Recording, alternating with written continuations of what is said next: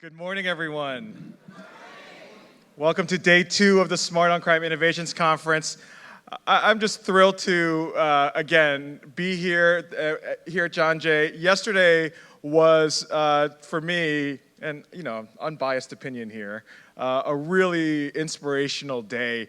And this morning and today, it figures to be the same. But just a few things and highlights from yesterday, and I hesitate to do this because we can't just talk about it. Everybody had great things to say, really inspiring and memorable points. But just a few quotes. The driver of every ill in our criminal justice system is that we see people as expendable.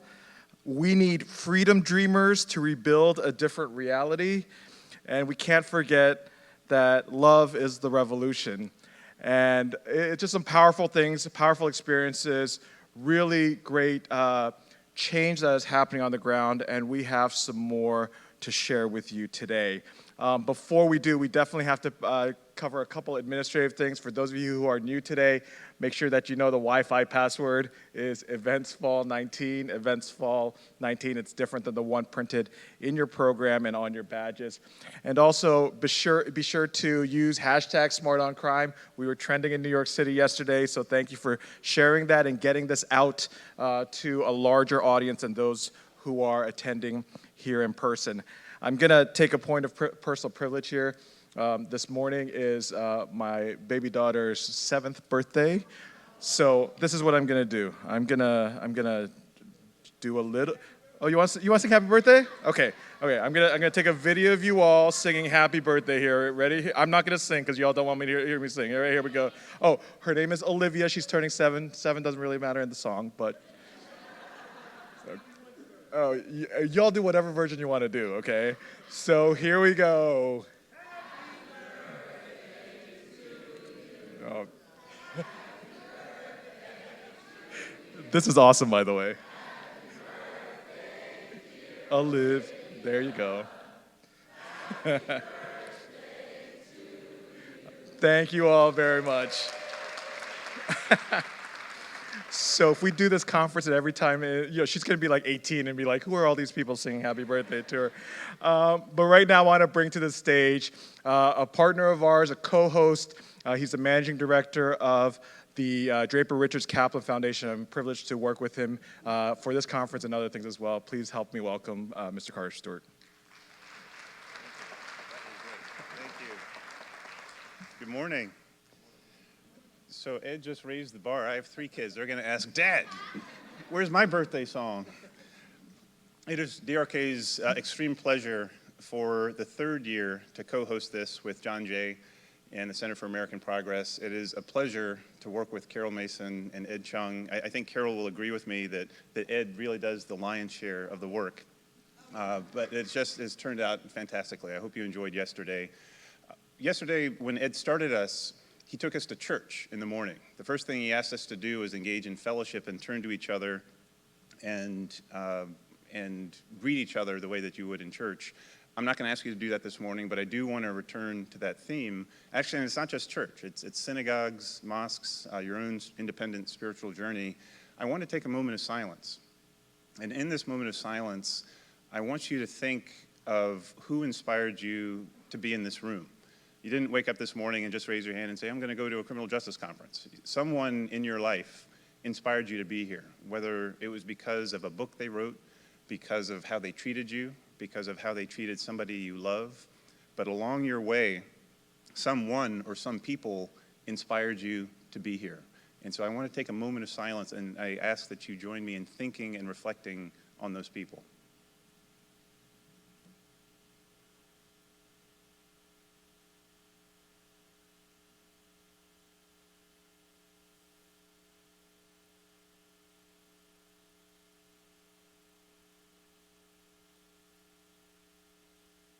Thank you very much. And I'll explain why I did that. Yesterday, we also saw a great video talking about the wins that have occurred this last year. We've heard wonderful news about people being released early. We've heard about more data becoming available that will help us reform the criminal justice system. We heard about new laws that are being passed that will make a difference. But you know, and I know, that the problem is still huge. It's so huge you can actually get Republicans and Democrats to agree that legislation has to be passed in this country to help fix the problem. Whether you like the First Step Act or not, it's one of the only pieces of legislation that made it through Congress, which goes to the scope of the problem that we still face.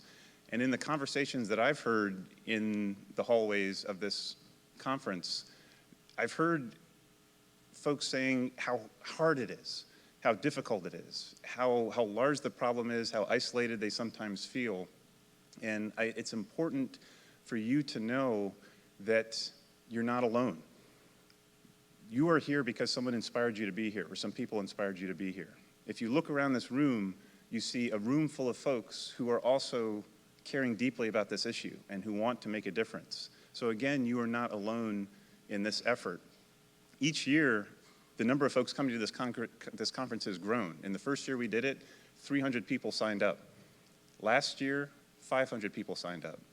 This year, more than 700 people registered for this conference. So there is a small, yes. There is a small but mighty and growing army of people just like yourselves who are gonna change this world, change our society for the better. So if nothing else, after this conference, when you find yourself in those dark moments, when you wonder if you can go on, if you feel overwhelmed, I would ask that you reflect on this room, the people who are in it with you, and on the people who inspired you to make the difference, because you are doing incredible work. We need you, we support you. Thank you for being here.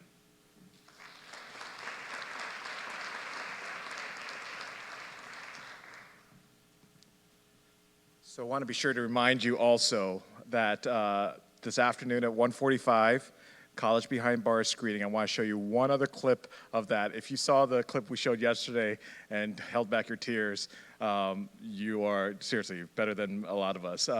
But just take a look at this clip. This is a clip from the docu-series that it shows a debate preparation. And so I hope you enjoy this.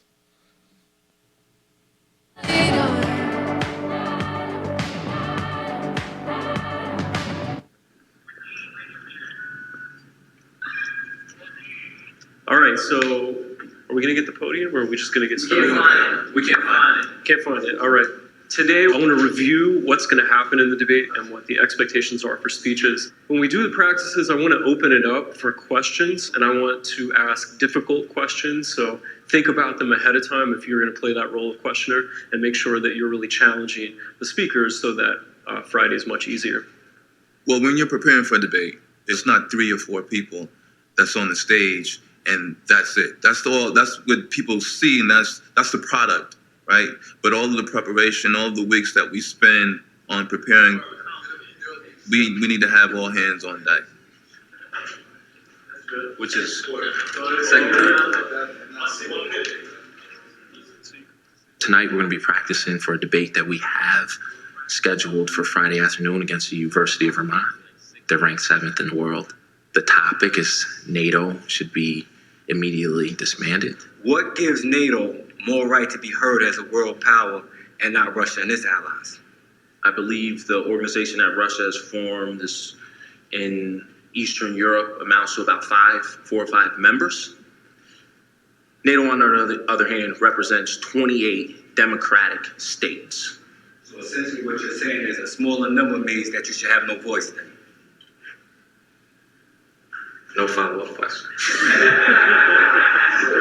I am on the debate team because I like to argue. Alliances can be more than aggregations of military power. As persistent, explicit, and connected sets of rules that prescribe behavioral roles and constrain activity, alliances can be institutions. And NATO is a democratic institution representing an international community of values and norms. Primarily, democracy, liberty, human rights, and the rule of law. So the main thing I was looking at was the delivery, the way you perform the speech, and the structure. You can actually say, these are the main points of my speech. And each time you speak about them, explain, now I'm going to speak about democracy. I'm speaking about the rule of law. I didn't see you make a lot of eye contact. I realize that you haven't memorized the speech yet, But always keep in mind to make eye contact, and especially with the judges, because these are the people that we're trying to persuade. Based upon the feedback from tonight, I'm going to heavily revise this, and I will spend all day Thursday pretty much committing this entire thing to memory, word for word.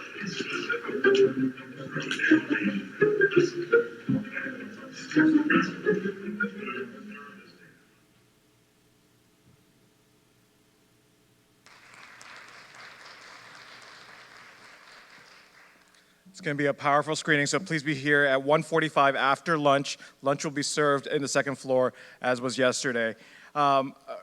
Yesterday, we brought on stage a series of speakers that were showing you and telling you about amazing things that they were doing, and we're going to continue that this morning. We want to start off with someone from the Marshall Project. Now, if you're in this room and you don't know about the Marshall Project, come find me afterwards. We can talk about that because they've been an incredible collaborator. They're in my inbox every morning and really have great news reporting, as well as it allows you to see what's going on around the country. And this next gentleman coming to the stage, you may have seen him on a feature that Lester Holt did a couple weeks ago.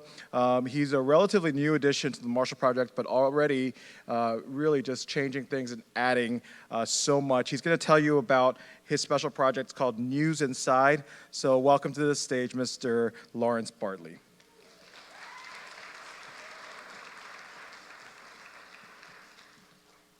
Thank you, everyone. My name is Lawrence Bartley, as Ed mentioned, from the Marshall Project. I want to tell you about relative inspiration. But before I do that, I want to give you a bit of context. Unfortunately, I was 17 years old when I was incarcerated, and I did 27 years and 2 months. While incarcerated, since my first night on that prison cot, I dreamed of my day of being free. And before I was able to get free, I thought of how I would present to the parole board. When I finally got before a parole board, I had been this changed individual for over 20 years. Yet, they brought up my prison record, and the worst thing I have ever done, that was when I was a teenager, and that's what they judged me on. They didn't judge me on the positive things that I've done during my incarceration, or the father I had become, or the role model I had become, or the student I had become, but they thought about the negative. Now, I went to 5 parole boards in 7 months. It was one of the most trying times in my entire life. Now, it was a little bit uncharacteristic for a person to go to 5 parole boards in 7 months. Usually in New York State, a person goes to the parole board, that person doesn't make it, that person gets a retrial 2 years later. So 5 parole boards would mean 10 extra years. But I did it in 7 months through a series of appeals and do-overs. And while I was going through that process, a friend of mine told me that, you should write your story down and see if you could get it published. At that time, I was like, I don't want to write that down. I'm going through it right now. I don't even want to even think about it. But I remember going into my cell and thinking about it further, and I thought that if I was to write my story down, maybe someone who is going through the same thing I'm going through at the current moment in the future can benefit from it. Maybe that person is not articulate enough to put his or her thoughts on paper and express themselves the way I can. So if I can do that, maybe someone can be helped. So I did it, and later on, that piece was published by the Marshall Project. Now, a few months later, which was actually 16 months ago, I won my freedom and I was released. But that piece was published a month before I was released. So when I got out, I went to the Marshall Project, and I talked to their staff. They invited me in to talk about my parole process, and in doing so, afterwards, they asked me, do I want to come work for them? So I said, sure, But to be honest, I didn't tell them that right away. I let them wait about 3 days. I hope the president ain't here to hear me say that. But, oh, there she is. Erase that from your memory. So when I did that, you know, I started working at the Marshall Project, and I began to call on the conditioning that myself and other people that I knew behind the walls, like a Martin Garcia or a Sean Kyler, that we always challenge ourselves to try to become exceptional in whatever we've done. Not that we thought that we were better than anyone else, it's just that we wanted to change our perceptions of ourselves personally so our families can be proud of us. So I looked at the Marshall Project and what they did. They had all these award-winning pieces, all these smart reporters that wrote about criminal justice issues, but yet people who are incarcerated do not have the opportunity to see it. Why? Because there's no internet in prison. Why? Because it's hard to get information in prison. The walls are not just there to keep people in, it's there to keep information out. So I figured that if I could pitch a project in which I put the Marshall Project's incredible stories in print and put it into correctional facilities. I know print media is supposed to be dead, but here is a market of nearly 2.3 million people that want to read this. So the Marshall Project allowed me to do this, and we began to call it News Inside. Now, in doing News Inside, I felt honored to have that opportunity. But when we launched the project, I didn't expect the media to take to it so quickly. I did a piece on All Things Considered when I explained the project, and soon after that, I began to receive letters from all across the country.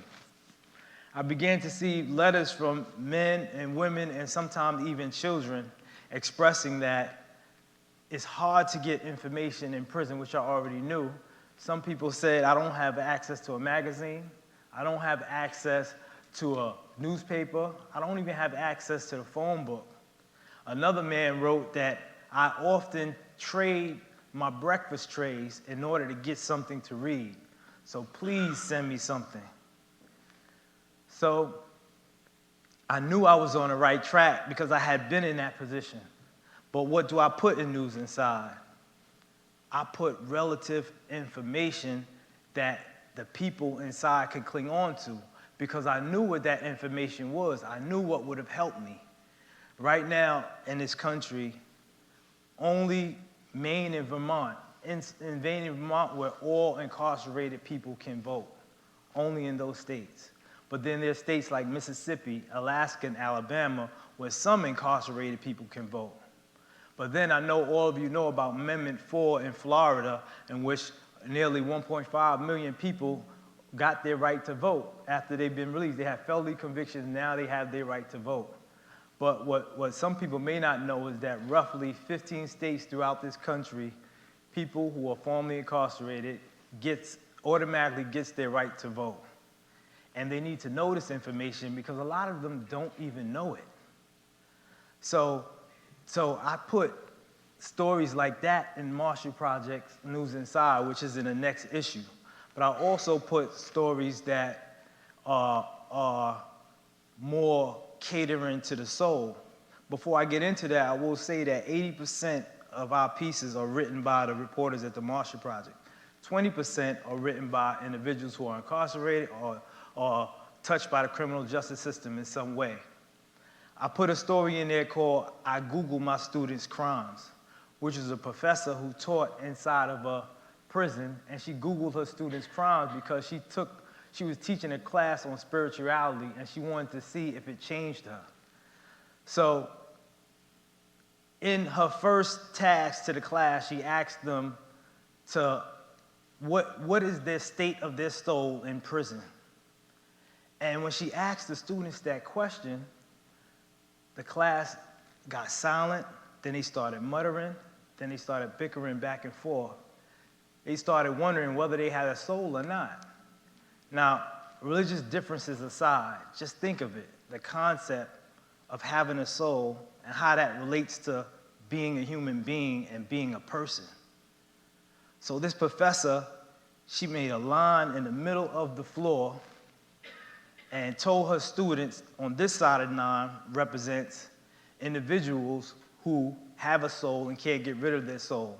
It's like not breathing. If you don't believe, you don't have life. So soul is there, you have a life, you have a soul. And this side represents the individual that believe that they don't have a soul. And they believe that the things that they have done are so hideous that they don't have a right to have a soul anymore, that they're not even people. And she asked the people in the class to find out which side of the line they belong on. And a fairly even split emerged. Now, when I read this story, to be honest, I was hurt. Here I was trying to provide valuable information to people on the inside, but there was people on the inside who didn't believe that they were valuable. So how do I contend with that?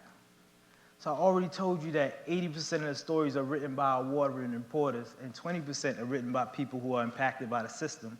But I also write a letter to my readers in which I speak to that part of them, that soul in them, that core in them, to let them know that they do have value, that I was someone who was 17 years old, went to prison, did 27 years and 2 months, and now I have gainful employment.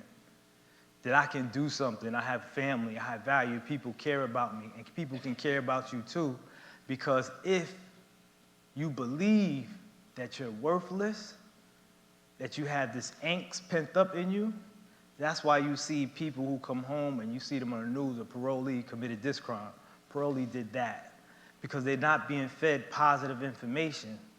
And News Inside does that. And my readers get it because they write me letters. And I'll share one or two with you.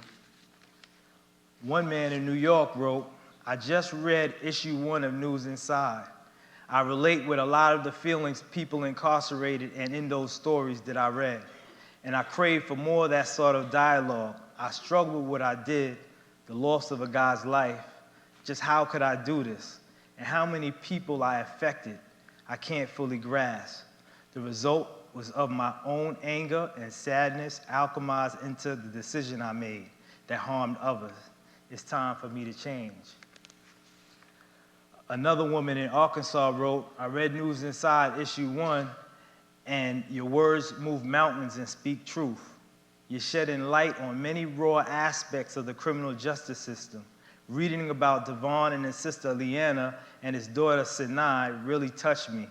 They have become beacons of light in my radical transformation." And lastly, I received another letter from a man in Tennessee. He said, "I read had the February issue on my shelf for several months, and I really did not want to read it, convinced that it was just a gimmicky take on corrections reality that probably did not reflect the real experiences of prisoners in America. Today, however, after finding myself yearning to make a difference, having so much to say, yet no one to listen, I plucked your magazine off the shelf and I began to read. I was truly moved by your testimony and what you managed to accomplish in your situation, and I want to say thank you." Now, News Inside, right now it's in 345 facilities across 38 states. Now, that isn't an accomplishment, but we have far to go because there are 6,916 prisons throughout this country that need News Inside. And I'm looking to get it there. Now, in order to get there, it takes a lot. It takes a lot of dealing with prison officials and administrators and talking to them, letting them know that there's nothing inflammatory that's in there, but it's worth it. And when I think of the work of getting News Inside in, I think of the people that I won't say I left behind, but the people that were in Sing Sing with me doing this work from the beginning. When I see them, I don't see the greens, I don't see the color. These are women in Ohio, by the way, who I went to see. I like that, because I try to be on the ground to go to these facilities, to talk to people, to let them know that I'm a tangible person. I was just like them. And I want to hear their stories so I know how I can make News Inside better. And when I see them, I don't see their uniforms. I see the mothers, I see the sisters, I see the fathers, I see the individuals with hopes and dreams like everyone else. They just did something to get them there, and some of them are innocent. And I figure my way to speak to them, to speak to their souls, is by bringing them news inside. And with that, I'll end, and thank you for listening to me today.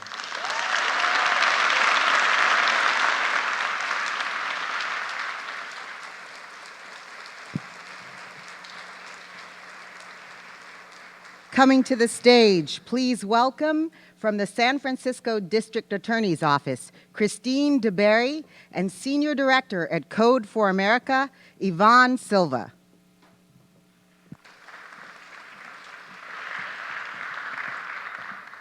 All right, good morning, family. Nice to see you all. Right, it's early.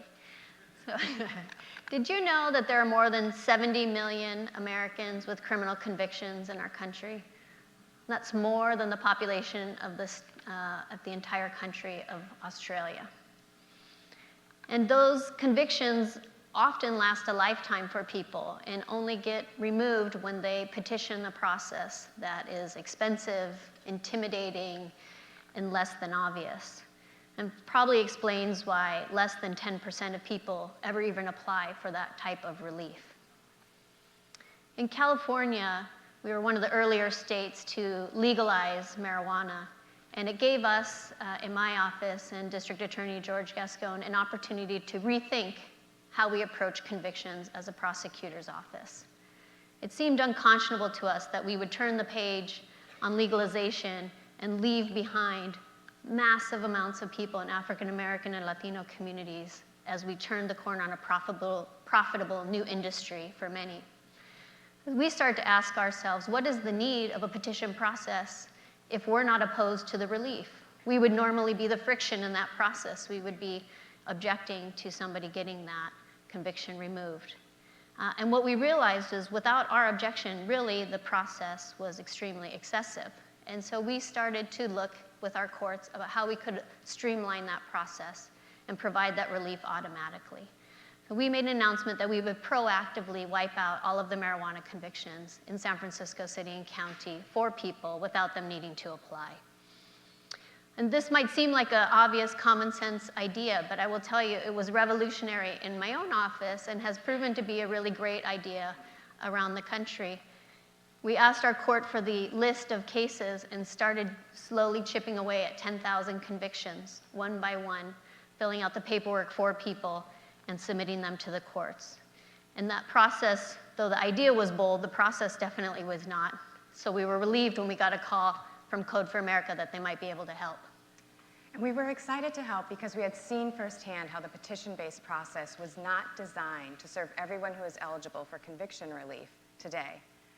In 2016, we had built an intake tool, a technology that could help individuals connect with lawyers across counties to move and help them navigate the petition-based process. And this has helped 12,000 people connect with lawyers. The tool helps lawyers also send text messages and emails to their clients about the status of their case. But the problem is there isn't a public defender or legal aid lawyer in every county. And even where there is, they aren't all providing post-conviction relief services. And even where they are at capacity and under-resourced. And Code for America, we're working to clear every eligible criminal record. So we needed to find another way. And so we had built some early technology that could read a state criminal record, evaluate eligibility, and generate any paperwork that was needed. And that's when we heard the news that San Francisco was looking to do this proactively and expedite relief for folks at scale. And so we partnered with Christine and launched a 5-county pilot in California. And through this pilot, we've built technology that can read bulk criminal history data. This works. Bulk criminal history data, evaluate eligibility for post-conviction relief for 10,000 individuals in just 1 minute. What this shows is that government can provide conviction relief automatically, equitably, and at scale. So what did we learn from this? I would say that never underestimate the value of your crazy idea or your what-if question. As a result of our work, we were able to wipe out 9,361 convictions for San Franciscans. We've been modest in our, thank you. We've been lenient on marijuana for a long time, so our number is not as big as some of your communities, and you'll be surprised when you hear numbers later on. But that's, it's significant, dates all the way back to 1975. And of those records that we cleared, you can see here the racial breakdown. So 33% were African Americans and 27% were Latinos. That's much higher than our representation in our actual community. There's a film about how few black people are in San Francisco anymore, so you may, our reputation, sadly. But I think our African American population is around 5%, and our Latino population is around 17%. So we really did do some of the hard equity work that we were concerned about when we launched into this effort. And I think maybe even more significant than that, we now have 1,336 people that have no felonies on their record as a result of us undertaking this effort, and another 729 that have no convictions at all. So the marijuana conviction was the only thing on their record. That's over 2,000 people who have a dramatically better opportunity at all of the positive things they've been trying to do in their lives: employment, housing, adopting children, getting life insurance. We've all heard about the barriers and all the collateral consequences that attach to people with a conviction. And this really starts to turn back some of that damage. So what has been so exciting about this partnership is to know what technology can do to accelerate the good thinking and the good work we're all trying to do in criminal justice reform. And the important aspect of these results is that it didn't require an expensive vendor or even fancy technology. It required a champion who was wanting to do something different, to address the deep inequities in the criminal justice system, and to really rethink the status quo, including the process that we're relying on. And so the work in San Francisco has led to pilot partnerships in San Joaquin, Contra, Costa, Sacramento, and Los Angeles counties. And through the pilot alone, approximately 75,000 marijuana convictions will be dismissed or reduced in under a year. And the 5-county pilot has set the standard for how the entire state will implement a new law in California to expedite and grant relief for marijuana convictions across the state. A couple weeks ago, we had released the tool that would help every county in California review convictions and process convictions and provide eligibility for, provide relief for marijuana convictions for the remaining 150,000 convictions in California. And what we're finding is the effort to advance automatic conviction relief is building momentum across the country. Recently, we also announced a partnership with Cook County State's Attorney Kim Foxx to show that it's possible to provide automatic conviction relief for marijuana convictions in the state of Illinois, and will help hundreds of thousands of people in the state in that effort. And over the next several years, Code for America is also really excited to partner with states as they're looking to provide and expand eligibility for conviction relief and make that process and relief automatic. It's one of the ways that we see that government, we can transform the way that government is delivering services to those impacted by the criminal justice system. All of you here know what a scarlet letter a conviction can be and how drastically it can take somebody off course. And the work that we're trying to do, and that we would encourage all of you to be doing in your local communities if you're not already, is talk to your prosecutor about using the power that he or she has to help turn back the clock on some of the damage that has been done. We spend a lot of time, I spend a lot of time in my work, and perhaps you do, thinking about the present and the future of how we reduce mass incarceration and how we start to turn the corner. But as we're doing that, we can't forget to look back and bring along all the people that we have disenfranchised and labeled with these heavy convictions, and give them the same opportunities that we're talking about providing to everybody moving forward. We often talk in my office about convictions are a paper prison, and it lasts long after the actual bars are gone. People are kept from opportunities and reintegration into their communities in the way that they hope to. And this is a powerful opportunity to start to do that work and think bravely about what we can do as law enforcement, as reform advocates. The Clean Slate effort is underway around this country, but there's still so much unexplored territory and so much more we can do.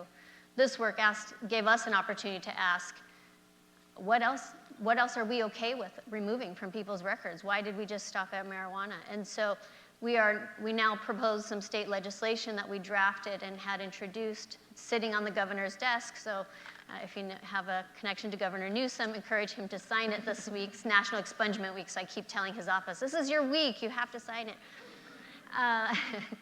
And what that will do is expand the work we did on marijuana, and it will automatically remove convictions for people that have misdemeanor and felony arrests that did not result in a state prison sentence. It will be the first of its kind to include felonies. Pennsylvania and a few other states have taken on misdemeanor work.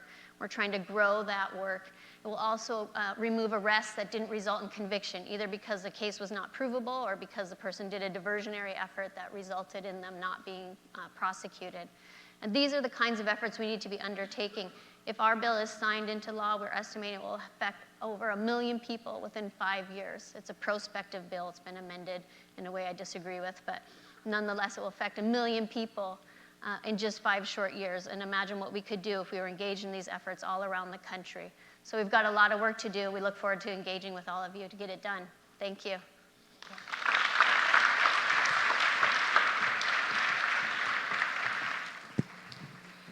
From Washtenaw County, Michigan, please welcome to the stage Sheriff Jerry Clayton.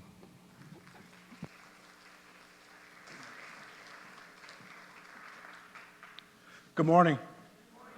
I am really happy to be here. I got my countdown clock, and I keep telling people how dangerous it is to put an elected official with like a mic and an audience.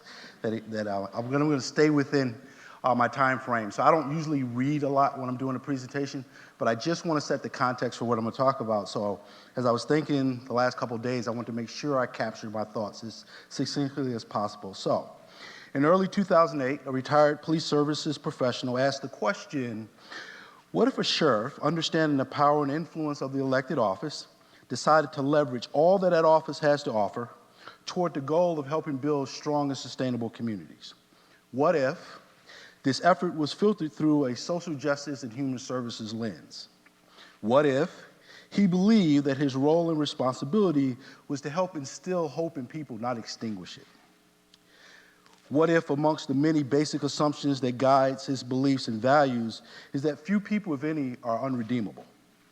That many of those individuals who are now or were previously justice involved, even amongst our most violent individuals,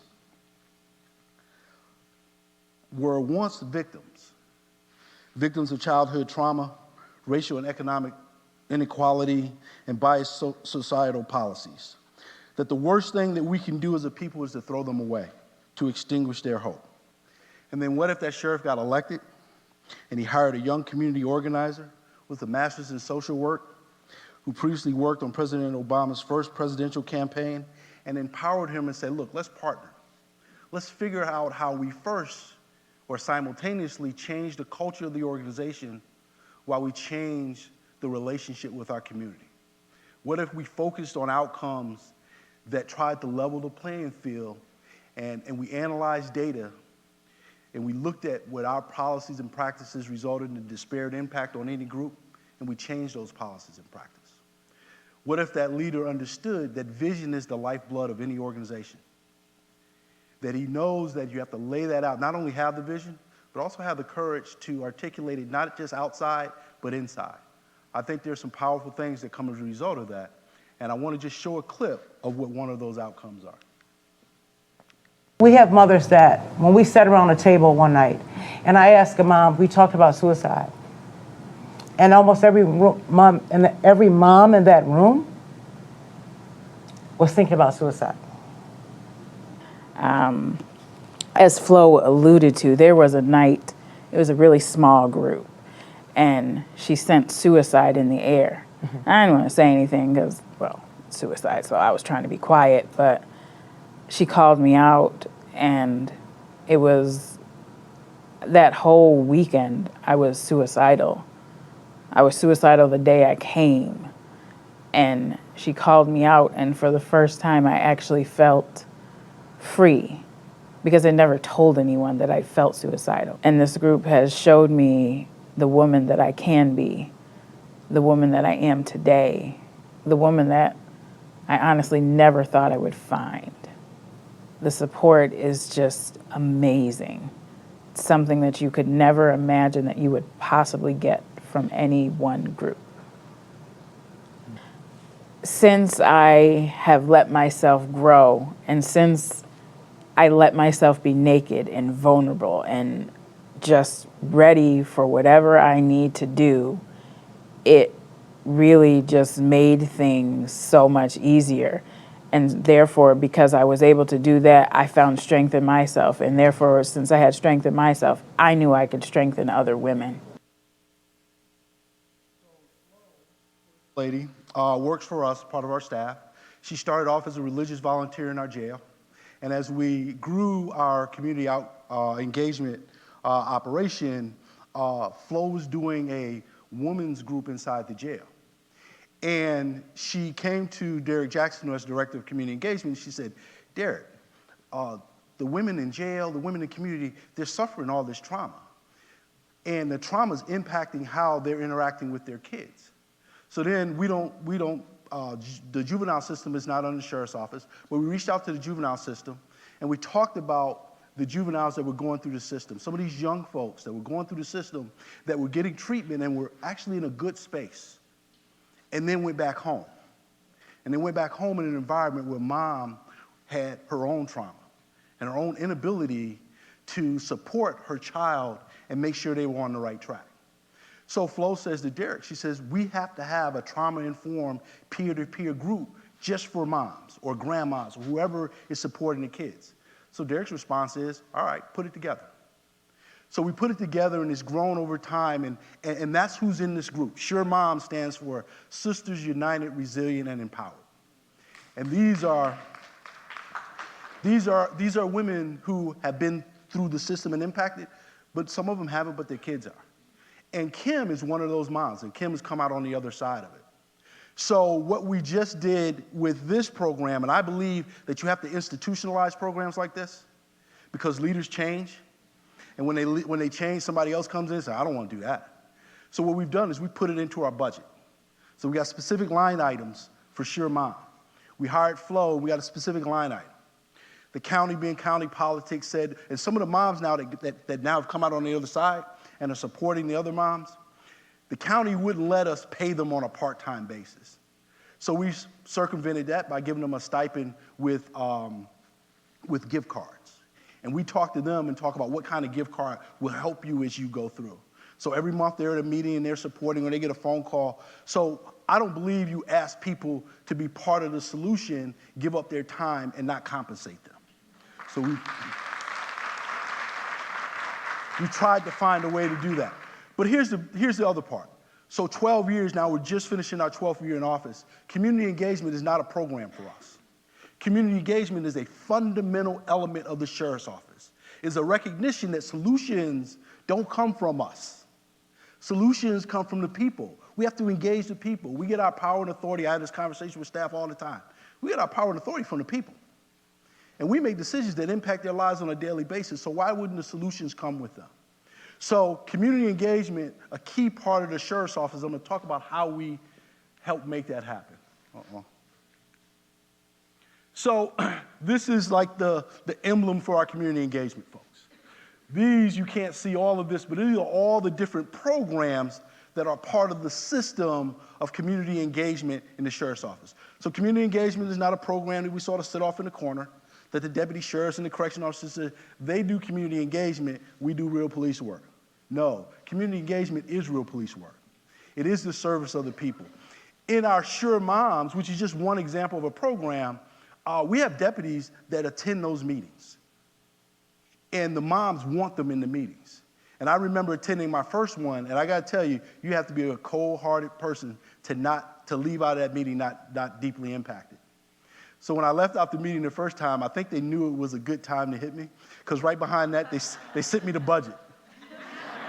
Here's what we want, Sheriff, to fully fund the program. So I couldn't say, holy cow, how impactful is this, and then not support it and put our money behind it. So this is just part of what we do. But here's the real issue. Here's what I want. Here's the evolution.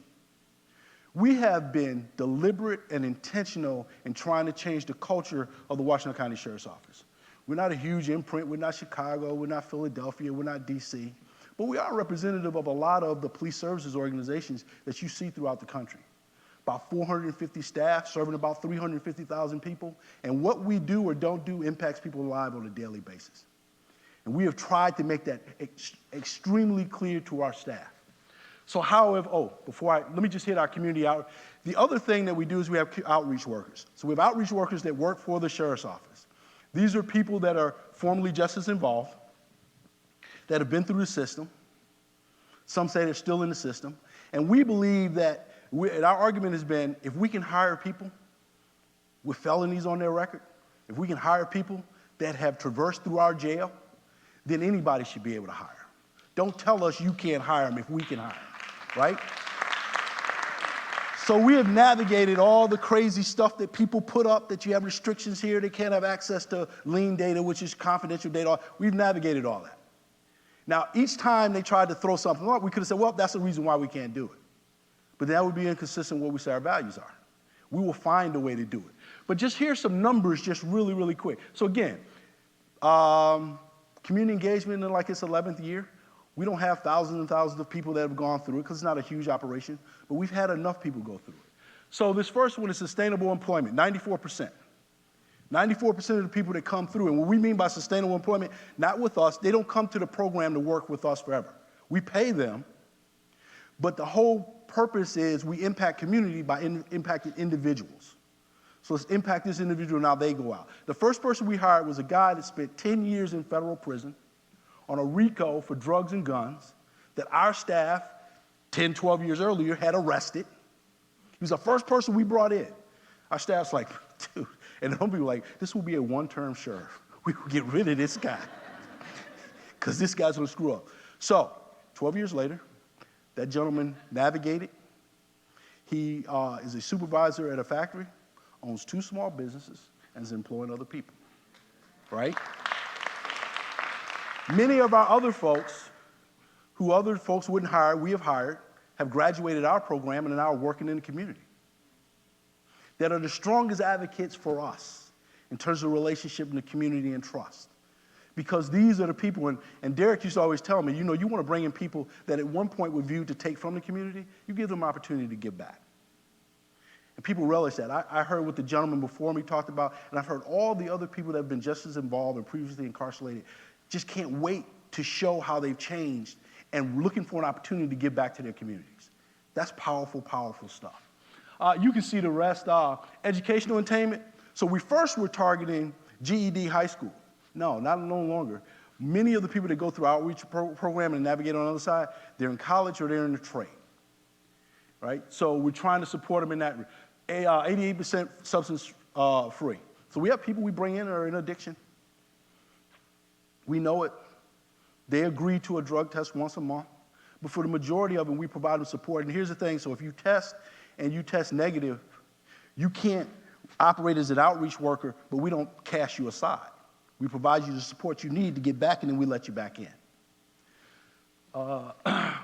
And here's the economics. So all the folks that say, well, let's just do it for economic purposes. Look, we hold somebody in our jail, it's going to cost us almost $50,000 a year. We invest $10,000 in outreach workers to pay them for what they do.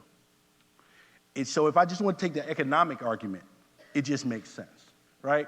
And stable housing, I just want to hit this and move on. So stable housing means this. Not that they're staying on somebody's couch or anything like that, which is okay, but we want them to get to the point where their name's on a lease, on a mortgage. And you'll see a picture at the end of the day of a woman, Julia Hodge, who died, but we worked with Habitat for Humanity and built her first house. And the pride that she had in terms of having her first house. All right, my thing is, so a couple things real quick. So hit the second one. Organizational culture is strategy for breakfast, lunch, and dinner, so you better attend to it. Here's what we know and what we've known and what I know of a leader of an organization. You can have the best strategies in the world, but if they're misaligned with the culture, if you haven't addressed the culture, it's not prepared for the strategies that you want to put in place, you will fail, your organization will fail. So you have to attend to that. So what have we, this is a cultural formula that I believe in, beliefs, values, and behavior. I can write policy, but policy is not going to change behavior if people have a basic assumption about who's the criminal and what we should be doing and all that kind of stuff. You have to invest in changing the culture. You have to invest in changing the culture by investing in changing people's fundamental beliefs and challenging the experiences that they will rely on if they're based on a flawed belief system to begin with. And from a leadership standpoint, you got to be willing to stand. Listen, you got to be willing to stand up in front of a whole bunch of cops and say, nope, that's not the way to do it. Yep, we were doing it that in the past. It wasn't right 30 years ago. It's not right now. So let's change it. And I'll end with this. So we do this thing called basic assumptions. My belief is it's the basic assumptions that drive the values that influence behaviors. So we do basic assumptions for corrections, for dispatch and police services. And here are some of the questions, and essentially the way the exercise goes, and I just did this with my police services command staff. We give them a chart, and I give them a bunch of statements, and they get a column where put an X by the statement that they agree with, and an X by the statement that they believe a majority of our staff will agree with. Here are just some of the questions. The tone and tenor of a deputy's interaction with the public should vary depending on patrol area. So what am I getting at? I treat these people this way, I treat these people that way. So that's how you start to get to, and then here's the one that really had a lot of conversation, the second one. There's never a justification for a deputy sheriff to act unprofessional. That means profanity, repeated yelling, physically abuse someone with whom they're interacting. So I had some of my command staff say, nah, I don't agree with that. There's a time and a place where you just have to cuss them out. That's how you get their attention. Some people can't listen. I said, well, really? So if I'm on the outside, doesn't that look like you're out of control? And is it the cussing that gets them the attention? Or is it how you interact with them that gets them the attention? And then we had this conversation. I said, well, for new employees, is that what you tell them? Well, no, but I said, well, we got a different standard for new employees than we do for veteran employees. Well, no, but here's the point. How many times in an organization do you have that discussion? It's the discussion that matters. Because my communication to them is, I expect you now to have that conversation with our staff. That's how we start to change the culture in the organization. Last but not least, how many of you have seen this movie? Read the book? So Derek sees the movie. He says, Sheriff, have you seen the movie? I said, not yet, but it's on my list of things to do. He said, you gotta go see the movie. So I go see the movie, I walk out, and he says, we have to take our executive team to see the movie. We rented the studio, closed it out, brought our entire executive team, all my appointed people, probably about 25 people, watched that movie. We didn't leave it with that. Then we all reconvened back in the conference room, served them lunch, had a discussion. Powerful, powerful, powerful. And part of the discussion is, now how do we talk to our staff? So next on our list is when they see us. So you gotta see that, and you gotta have, so from a leadership standpoint, you gotta have the courage to have that internal conversation.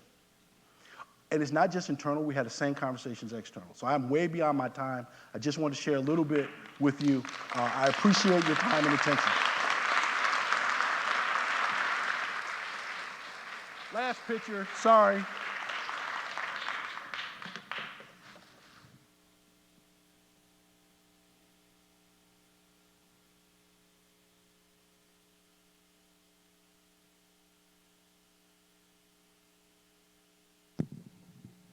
Please welcome the Director of Justice Programs at American University and Senior Vice President at Koch Industries, Mark Holden and Kim Ball.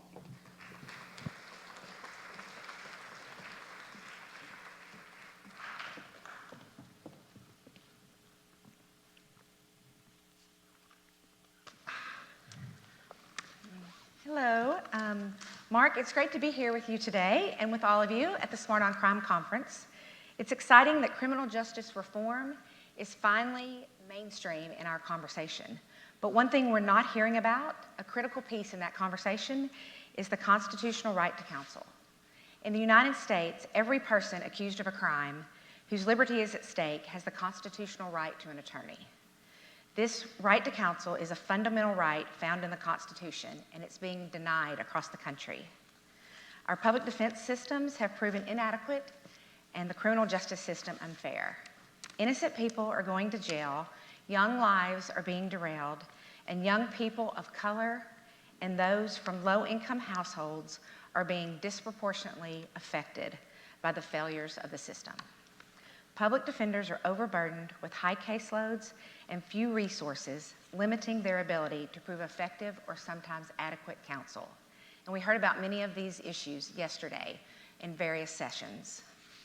These system shortcomings were affirmed in a report released earlier this month from the Brennan Center titled A Fair Fight, Achieving Indigent Defense Resource Parity. How many of you have seen that report? A few hands out there? You have? Yes. I suggest you read it. It's a great report. Mark, help me set the scene here. Why do you personally care about criminal justice reform, specifically public defense? Yeah, thanks. Good morning. Thanks for having me here today. So I grew up in Worcester, Massachusetts, and when I was 17, I got arrested, and by all rights, I probably should have been in the system, and I should have had a criminal record. But I benefited from our two-tiered system, our two-tiered criminal justice system. I lived across the street in Worcester, Massachusetts from the sheriff of Worcester County, and instead of getting a criminal record, and we didn't have any resources other than that connection. If I had gotten a criminal record, I don't know if I'd be here today or not, I don't know. But I benefited from that, and I got instead of getting a criminal record and going through the process, I got a job at the Worcester County House of Correction. And, you know, that was eye-opening to me for a lot of reasons. So a number of people I grew up with were incarcerated, and they were, you know, the adjectives you put out there, the people that had no, you know, didn't have family support or had substance abuse issues or didn't have education, et cetera. That's who were in prisons in Worcester back in the early 80s when I worked there. And that's pretty much a lot of what still clogs our prisons today, although things have changed for the better. So from my perspective, that's what has made me passionate about this issue. I got lucky, and it's really not a fair system, so to speak, for a country as great as ours, that we treat people that way. For Koch Industries, for Charles Koch in particular, it's all about removing barriers to opportunity. And, you know, we're suckers for the oldies, so the Bill of Rights is a big deal to us. And the Sixth Amendment is the only occupation listed in the Bill of Rights as a defense lawyer. So that tells you how important it was to the founders. With the Bill of Rights, the whole idea of the Bill of Rights is that's where we're asking government to protect us from the government. And the Sixth Amendment talks about that, Fourth, Fifth, Sixth, and Eighth Amendments, but the Sixth Amendment in particular, and the whole idea is that you need to have a lawyer when someone's trying to take away your liberty. And there's no ifs, ands, or buts about it. Between that and the bail issues, we've screwed up all of these different issues, but trying to fix that now, and at the end of the day, as I mentioned earlier, a failed big government program, which is what our prison systems are, it's all about resources. And there's so many resources going in to lock people up. We need to find more resources for public defenders to do their jobs. They should have the same parity as prosecutors. And to the extent the government's not doing that, I think it's a constitutional crisis when the government that's supposed to provide you with an attorney so you can defend yourself against losing your life, liberty, property, and pursuit of happiness isn't giving you a lawyer to work on your case or gives you someone who doesn't have enough time. I think public defenders, indigent defense employees are heroes, American heroes. I really do. They should be celebrated, but they're under-resourced and they oftentimes end up not getting involved till too late. So we need to change that, and it is all about resources, both human resources and then monetary resources, and there should be enough to do all that. You mentioned that it's a constitutional right, and I've noticed that it's not getting as much attention in all the conversations as pretrial and bail reform. Why do you think that is? Well, because, you know, we don't have a criminal justice system really anymore. We got a pretrial system. I'm sure you all have been talking about that. And it's all dominated by prosecutors. And so basically the system, you know, you get picked up, you get arrested, you get put in jail, you got, you know, cash bail regardless of what you did. Right. Inconsistent with the Eighth Amendment, obviously, but it still happens. So people really don't know their rights. People don't talk about the Bill of Rights or the Constitution, and we don't, again, celebrate public defenders and the great work they do. They are patriots. And that's a big reason for it, and popular television doesn't help much. There are some shows that come from the indigent defense lawyer point of view, but mostly like Law and Order. I don't watch that show. My wife's watched every one of them, for like all 900 million of them. But if you, at the beginning, it's basically there are two groups in the criminal justice system that work to protect your rights. It's the lawyers, or excuse me, it's the police who arrest people and the prosecutors who put people in prison. No mention of criminal defense lawyers. You know, they're just an afterthought, unfortunately. And We so, need to work to change that, don't we? well, we do need to work to change it, and I guess I just get frustrated. You'd think it's in the Constitution that would say, oh yeah, you know, you're supposed to have a criminal lawyer for you when you are charged with a crime, any crime, misdemeanor and felony, right? But it isn't happening, and we've let that happen, and it's beyond me why we let that happen, and it needs to stop. Right. I think it's a lack of public awareness. Right? And Well, don't that watch we- Law and Order then. That'll help you. Right. We did, my Office of Justice Programs did a report, America's Views on Public Defenders and the Right to Counsel. And it says that 66% of voters surveyed support using taxpayers' dollars on public defense. So how can, there's so many issues surrounding this, where do we start? Well, where do you start? I think we talked about Yeah. resources need to be given, right? Right. That needs to happen. Yeah. Public awareness needs to happen. Right. But we need to... The recent case that we talked right, about and what- backstage. Yeah, no, I was just going to get to that. It takes me a while to get warmed up. So the Booth case, Booth versus Galveston, it's a federal case now. Mr. Booth was arrested in Texas, and he wanted a lawyer at his bail hearing, and that was denied. So he made it a federal case, literally, went to federal court, and the federal judge there agreed with Mr. Booth and said that he needs to have a lawyer at his bail hearing.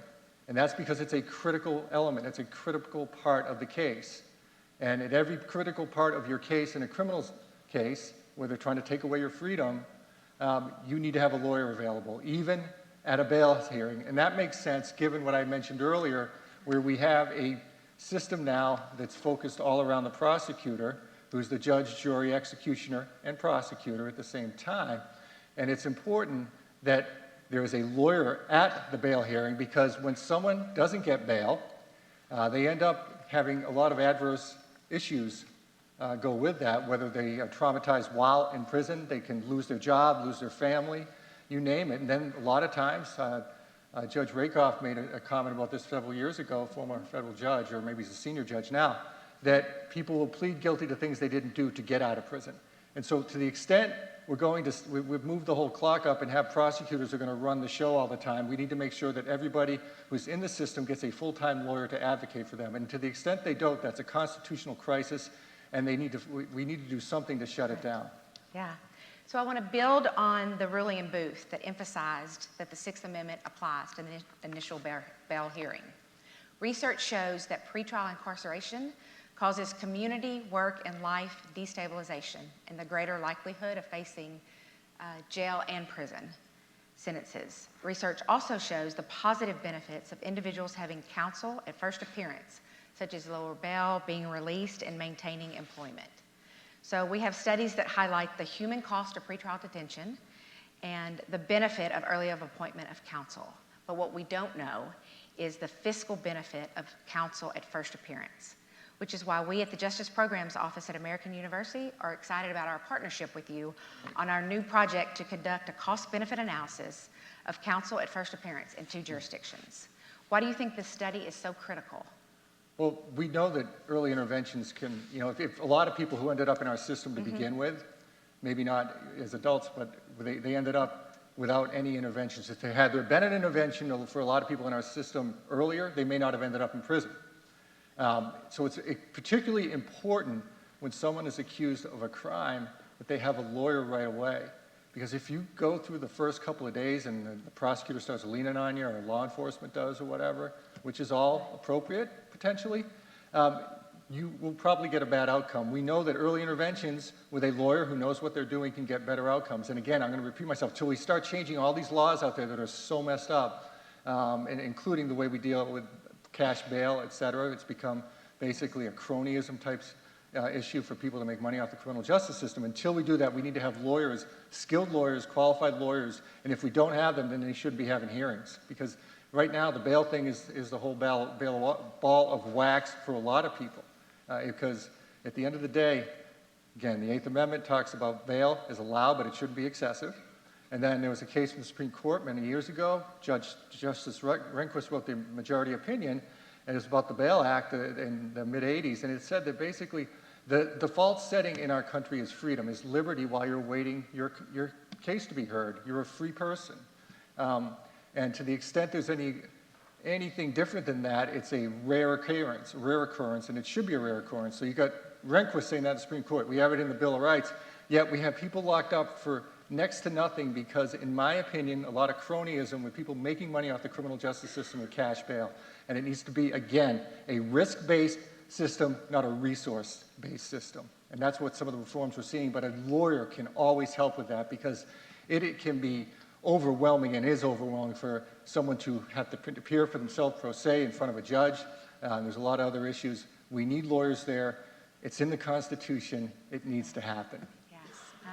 Thank you very much, Mark, and thank you so much for taking the time to talk to us today and about this important initiative that's going to ensure the fair administration of justice and protect individual liberty through evidence-based, cost-effective policy solutions. And I think the last thing I'd say is I'd be shocked if your program doesn't show, your research doesn't show that there are great outcomes coming from it, because the data and evidence-based practices are so important. That's what finally got us able to get something done at the federal level, because they couldn't ignore what had happened in the states with rehabilitation programs and reentry programs, that people can actually get better and don't need to be in prison for a long time. That will be the next step. We're going to go after all the federal mandatory minimums, get them changed so we have intermittent sentencing, and hopefully that's going to happen after we get through the next election cycle, among other things. Stay tuned. Thank you. Yes, yeah. No, thank you. Yes. You know, as we heard yesterday, it's incumbent upon all of us to work to each other to hold us accountable for strengthening public defense. Public defense cannot be seen as separate to the system, but should be viewed as part of the system. And by recognizing that strengthening defense can be part of the solution, together we can begin to transform it. Thank you.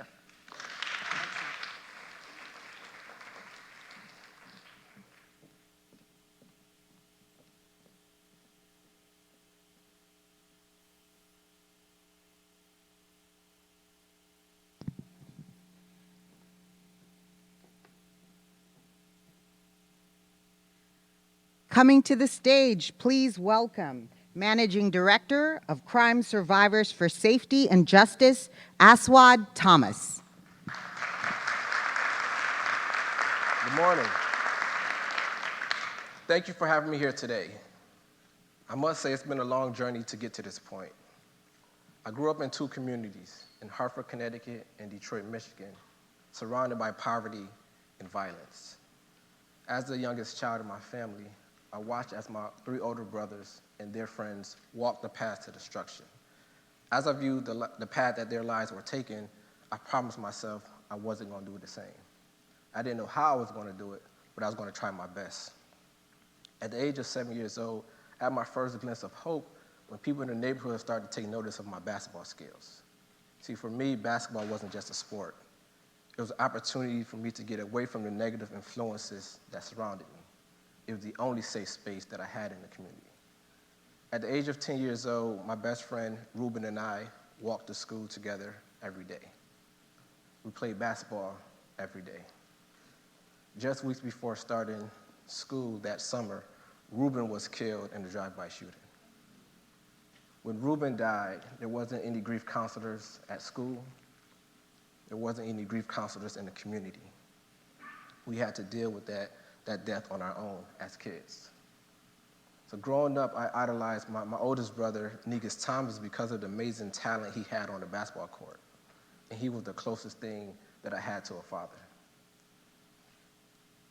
A few years ago, I read a book by a Westmore titled The Other Westmore, One Name, Two Fates.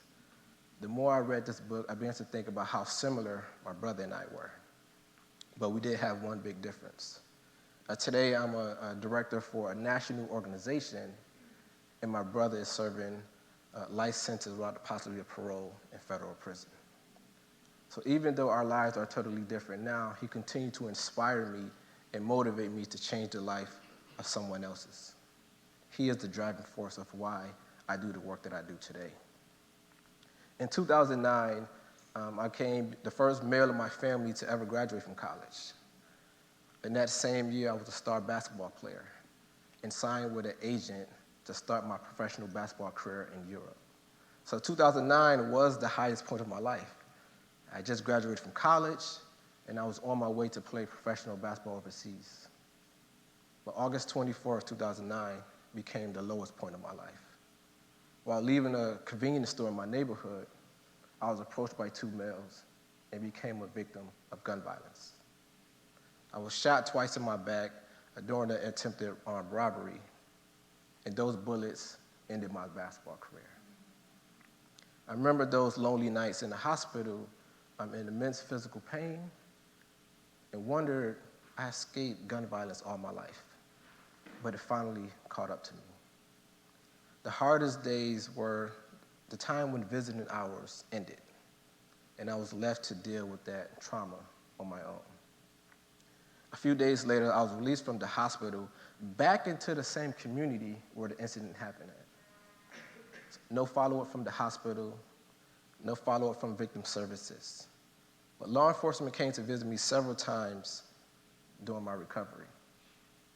And each time, it was always about the case.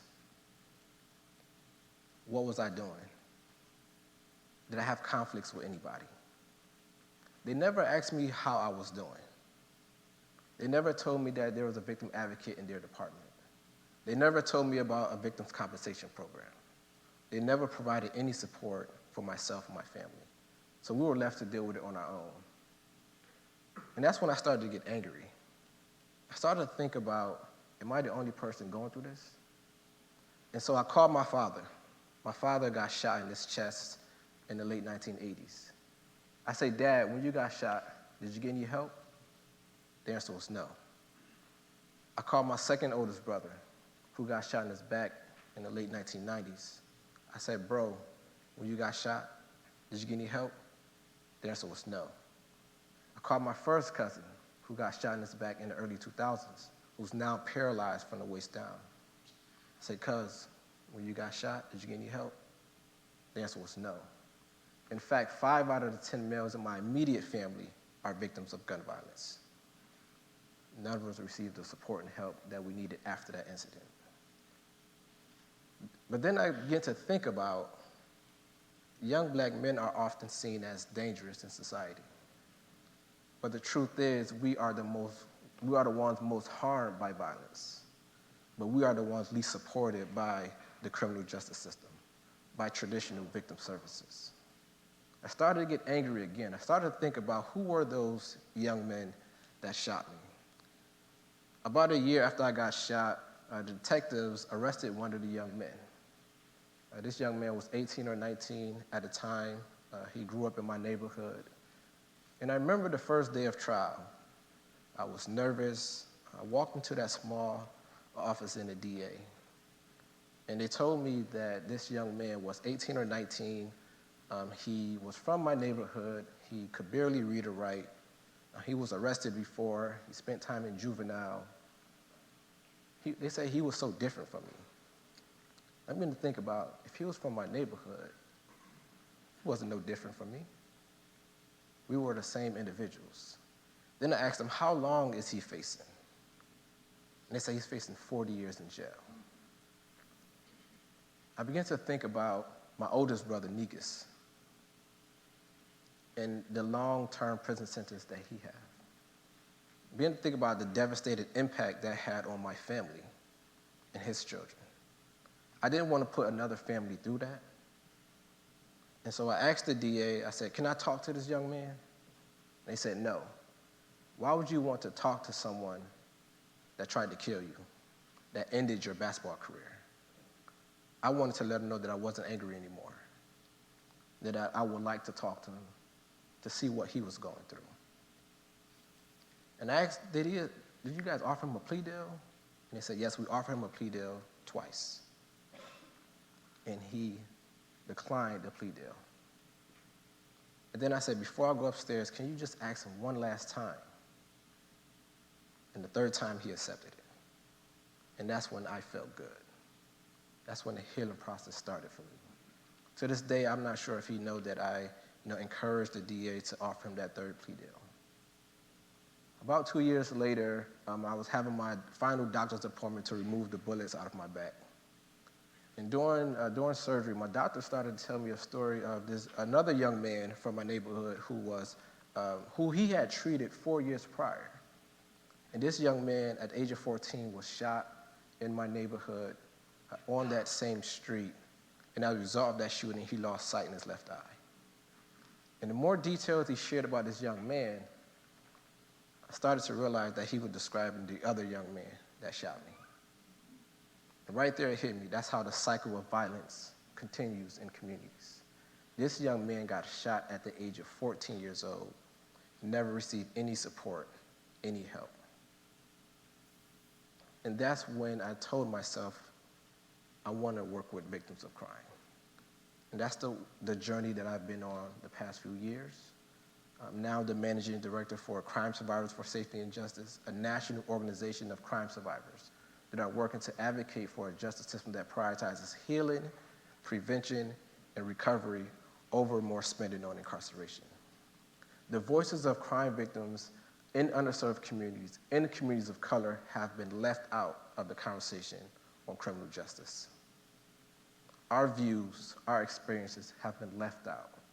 But today we're working to elevate those voices of crime survivors throughout the country. We started with 12 crime survivors. Now we have 28,000 crime survivors and growing across the country. And we have helped pass dozens of legislative and administrative reforms. We are healing each other. We are sharing our stories. And we are bringing our voices to state capitals across the country. And through our work at Crime Survivors for Safety and Justice, we held an event each year called Survivor Speak. Survivor Speak is a conference for crime survivors, particularly from those communities most harmed by violence, to go to the state capitol to advocate for changes in the criminal justice system. They meet with their legislators. We have a healing vigil inside of the capitol. For many crime victims, they have never been to the capitol before. But now they have the opportunity to go to the capitol around their own victim experiences, about their views on the justice system. And that's the movement that we are working to build across the country. We are working in 10 states of crime survivors, everyday people who are experiencing crime and violence on a daily basis, who are advocating for a trauma recovery center. We started with one trauma recovery center, and now we have 25 across the country. In states like Illinois, our survivors helped the state leaders establish $50 million in the state budget for trauma recovery services, violence prevention. Our crime survivor leaders in states like Ohio are making a connection with legislators on the need for more support for unaddressed trauma and addiction to help pass drug reforms in the state. Those are the things that our crime survivors are doing across the country. And through our work, we travel on buses for hours, and often at times, we are working to build a community of survivors. And before I leave today, I want to end with a video of our crime survivor movement that has helped pass significant reform in the state of Florida.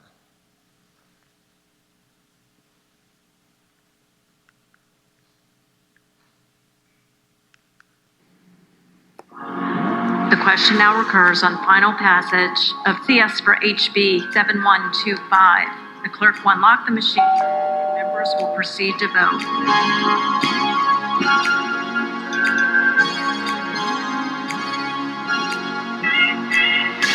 Thank you very much, Mr. Speaker. Members, please draw your attention in recognition of the crime survivors for safety and justice. Welcome to the Florida House.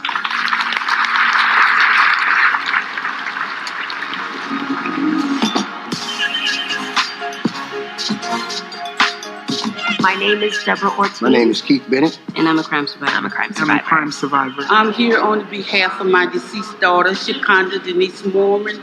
My child didn't get a chance to speak, but this bill speaks for her. This is the best bill, and I'm so glad, and thank you for giving people in Florida a second chance. Nothing like this has happened in over 20 years in the state of Florida. If we have sentencing and punishment that is out of proportion to the crime, the system loses its fairness, which is one of the moral underpinnings of a fair and just criminal justice system. I broke down and cried. It was so touching. We can't change the past. we can make a big difference for the future. 112 yeas, 1 nay, Madam Speaker. Show the bill passes. When survivors speak, When survivors speak, change happens.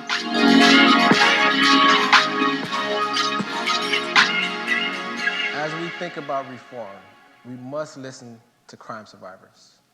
Crime survivors in those communities most harmed by violence are the least supported. We are organizing to build a new community that focuses on healing and changing policies. So what if we listen to crime survivors? What if those young men that shot me got the support that they needed? Maybe I wouldn't be in front of you here today, or maybe I will be overseas playing basketball. Thank you.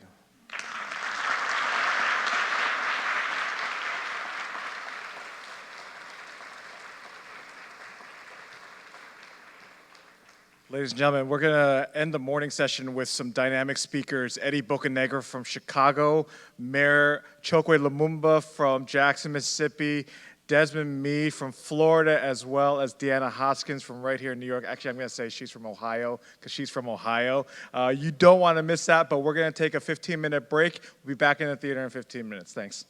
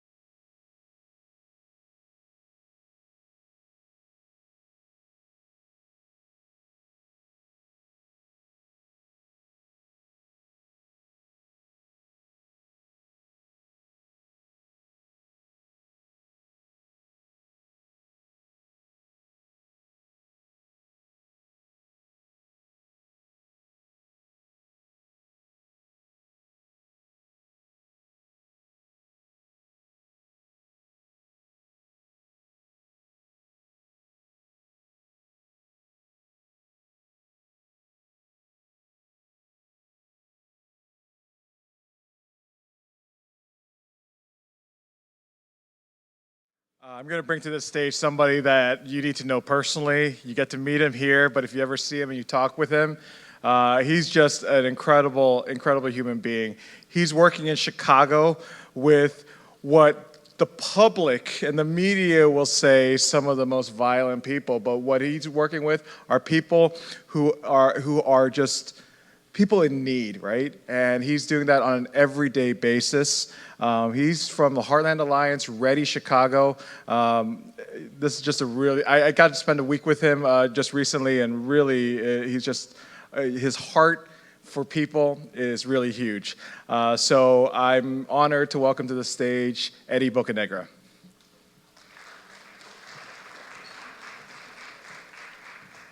So what Ed didn't tell you is that in Montana, he was doing some line dancing. So if you ever seen anybody Asian doing line dancing, that was Ed. Well, good morning, and thank you so much. For those who are from New York, thank you for hosting and allowing a number of leaders and activists, advocates to really share their testimony, their story, their work they're doing. I want to start by simply saying that in the line of work that I've done, I've been very fortunate and unfortunate to meet many people at different stages in their lives. And part of that has been visiting individuals in prison. And so I've been able to really make some good friends there, but also I've been able to establish some really good relationships with individuals who've been formerly incarcerated, and to learn more about their journey as someone who's very inquisitive and asking about how did you get there? Like what happened, you know? And in those conversations, typically what I learn is when I ask the question, you know, what would you have done differently? Majority of the time they'll say, well, education, I wish I could have just studied school, you know, I wish I wouldn't have dropped out. Or I wish that, you know, maybe I didn't follow my big brother's steps, or hung out with this particular group, or, you know, been part of this particular gang. And when I ask the question, what is perhaps one thing in your life that you wish you could just taken back? And ironically, when I ask that question, the response is not about education, or it's not about, you know, jobs or any of that stuff.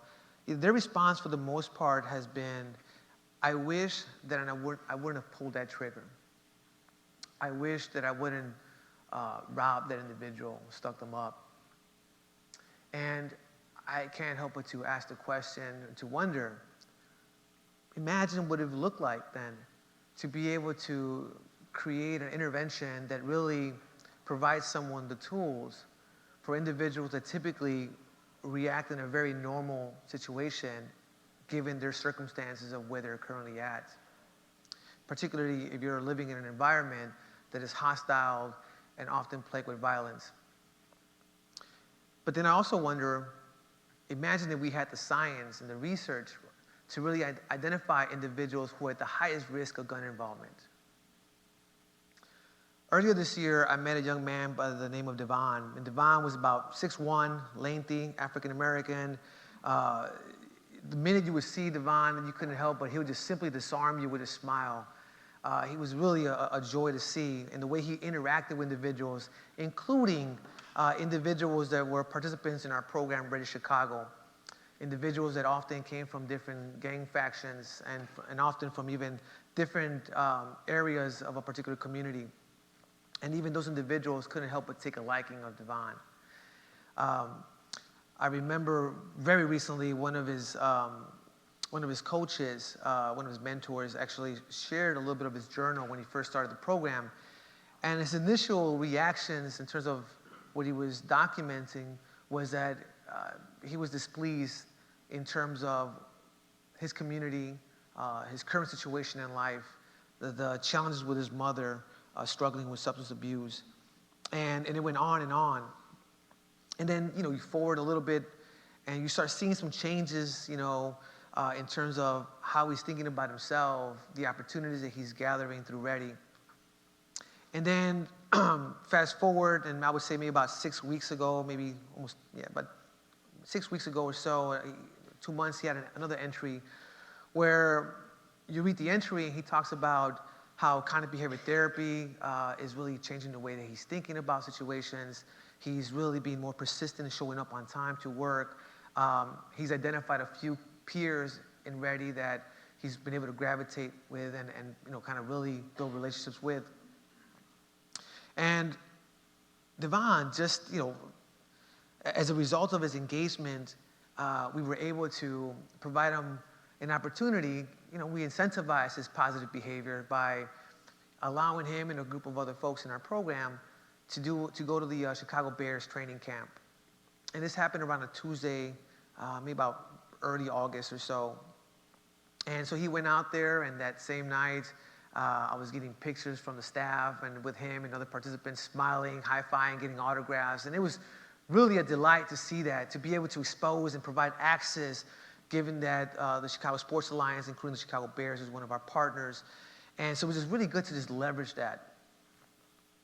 And the next day, he goes to work, and he's checking in with his outreach worker and his crew chief and his manager, and he's like, hey, man, I had a blast yesterday, and so everything's fine.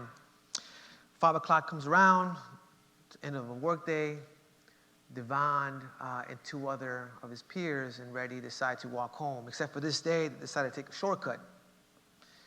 And so as they took this shortcut, they cut a particular street, and a young man, perhaps between the ages of maybe 16, 17, saw them and started chasing them.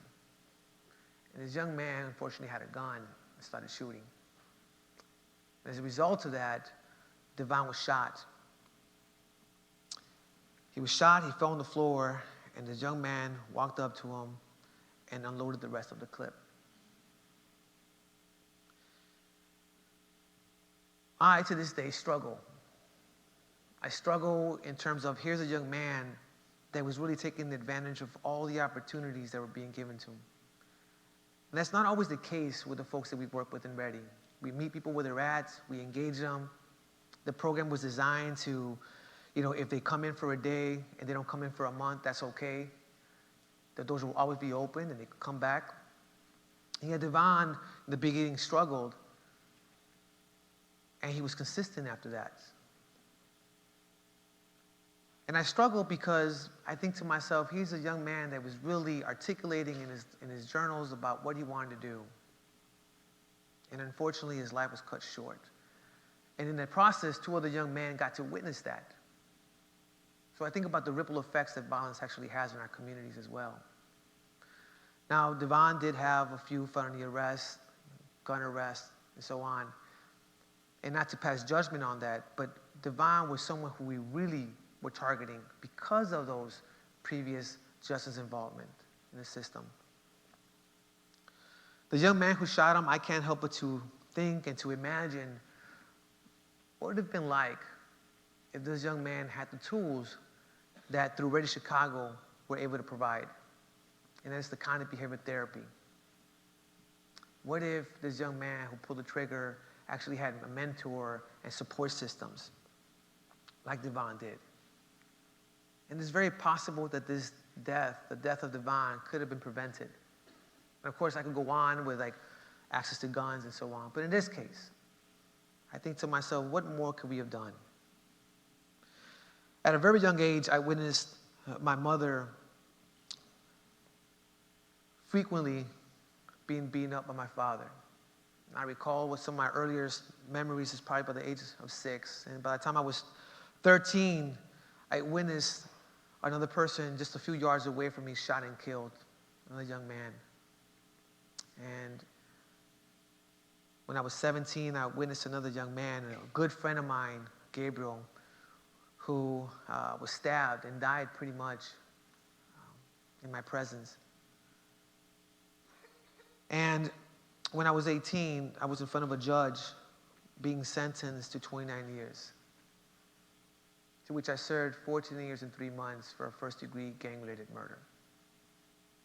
I've been home 11 years, and in the last 11 years, I've done anything from street outreach work, intervention work, to policy work, community organizing, to even becoming executive director at the YMCA, and now a senior director at Heart and Alliance. And I've been very fortunate because none of the jobs that I just highlighted right now I've actually applied for, I was recruited for. And I think that the people who recruited me for this position saw something that I perhaps didn't even see it myself.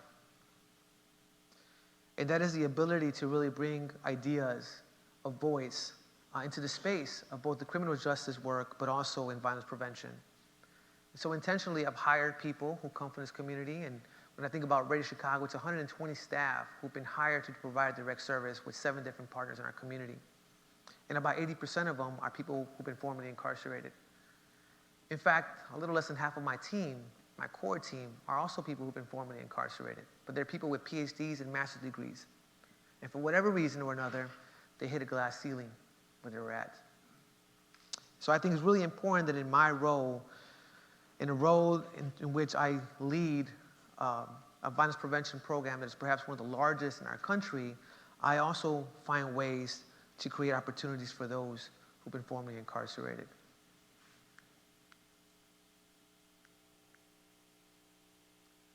I'll be brief about this, and Radio Chicago really is a model that is designed not necessarily a job placement program, but really to address the violence in our communities. We are focusing on those who are at the highest risk of gun involvement. And when I shared Devon's story, and when I shared the examples of individuals who talk about that one moment in life that they wish they could take back, Radio Chicago was really designed to really intervene at that moment and to provide something tangible. And that is the tools that we give individuals in exchange for the way that they typically mitigate some of their conflicts. The idea is to create viable pathways for the men who are in our program, and it's designed for 2 years of support, 18 months of subsidized employment in which they all become partners or they all become employees of Heart and Alliance. And then the remaining 6 months of the program is to continue to provide ongoing supports, whether it's legal services, housing, in some cases, because we continue to struggle with housing policies that create barriers for our men. To date, I will tell you that we have been able to provide services for about a little bit over 500 men in our program. And to give you a quick snapshot of who it is that we're serving, on average, our participants have 18 arrests, 5 of them being felony convictions. A little bit over 60% of our men have done prison time. And you'll see some other information there about who it is that we're really serving. And I would beg to differ that while many people who come from urban communities where there's concentration of violence, there are some people who live in those communities that are at risk, or a majority of them. But there are others that are extremely disconnected, who need beyond 1 or 2 programs. And I'm here to suggest that while Radio Chicago is not the solution to our social ills, I will tell you that it is an innovative, creative way to leveraging experiences like myself, the experience of the men that I spoke about just a moment ago, the experience of Devon and the person who shot him, and think about how do we design by leveraging some of the best practice and research out there to really think about addressing not just the symptoms, but to really think about providing opportunities and really tackling the issues of trauma that these men are facing. And I say men because our program is designed to serve those who are 18 and older. On average, our participants, about 82% or plus, are between the ages of 19 and 32. And when you look at Chicago violence, about 56% of the violence in Chicago, or at least the victims, are between the ages of 18 and 29. And yet most of the services that we provide and supports go for youth work. And I'm not saying that we shouldn't do that, but there's a population that are overlooked because we often think that they are unrepairable. That we believe that this particular population are not worthy of our investment. And I'm here to tell you as a living testimony, as you've heard others speak today and yesterday, that when you are strategic about the way that you support and your understanding of what it really takes to support a population like this, then I think our strategies really shift the way that we think about this. Lastly, I would tell you that we've been very fortunate to work with the University of Chicago's Crime Lab, in which we use predictive analytics that is informed by police data and hospital data to identify those who are at the highest risk. And we use human intel, like street outreach workers, to identify those individuals.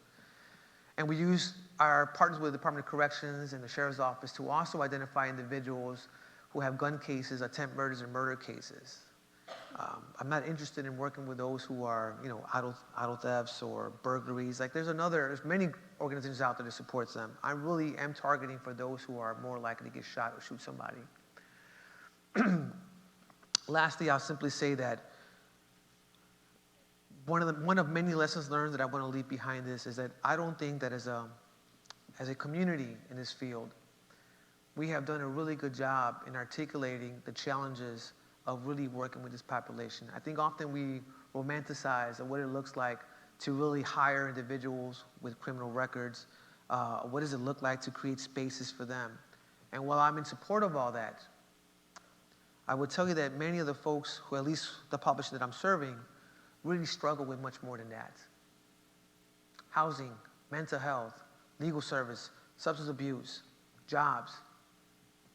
And so, in conclusion, I just want to leave behind that as we think about our advocacy, as we think about our research, as we think about policies that we're drafting, I want to make sure that we're inclusive of all those who are in the margins, particularly those who often we stray away from because it's much harder to advocate for gun offenders, for murderers, attempt murderers. And so as you're thinking about your advocacy, think about what does it look like to create space for those individuals, and how do we really align our strategies to support those individuals in a way that makes the most sense. On that note, thank you so much for your time. I appreciate you.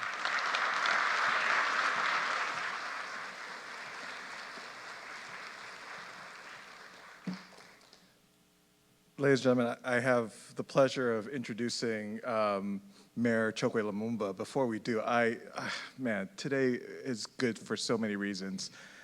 I just found out that he's a Detroit Lions fan, and I'm just, oh my gosh. So this could turn into something right now. I just want you to know.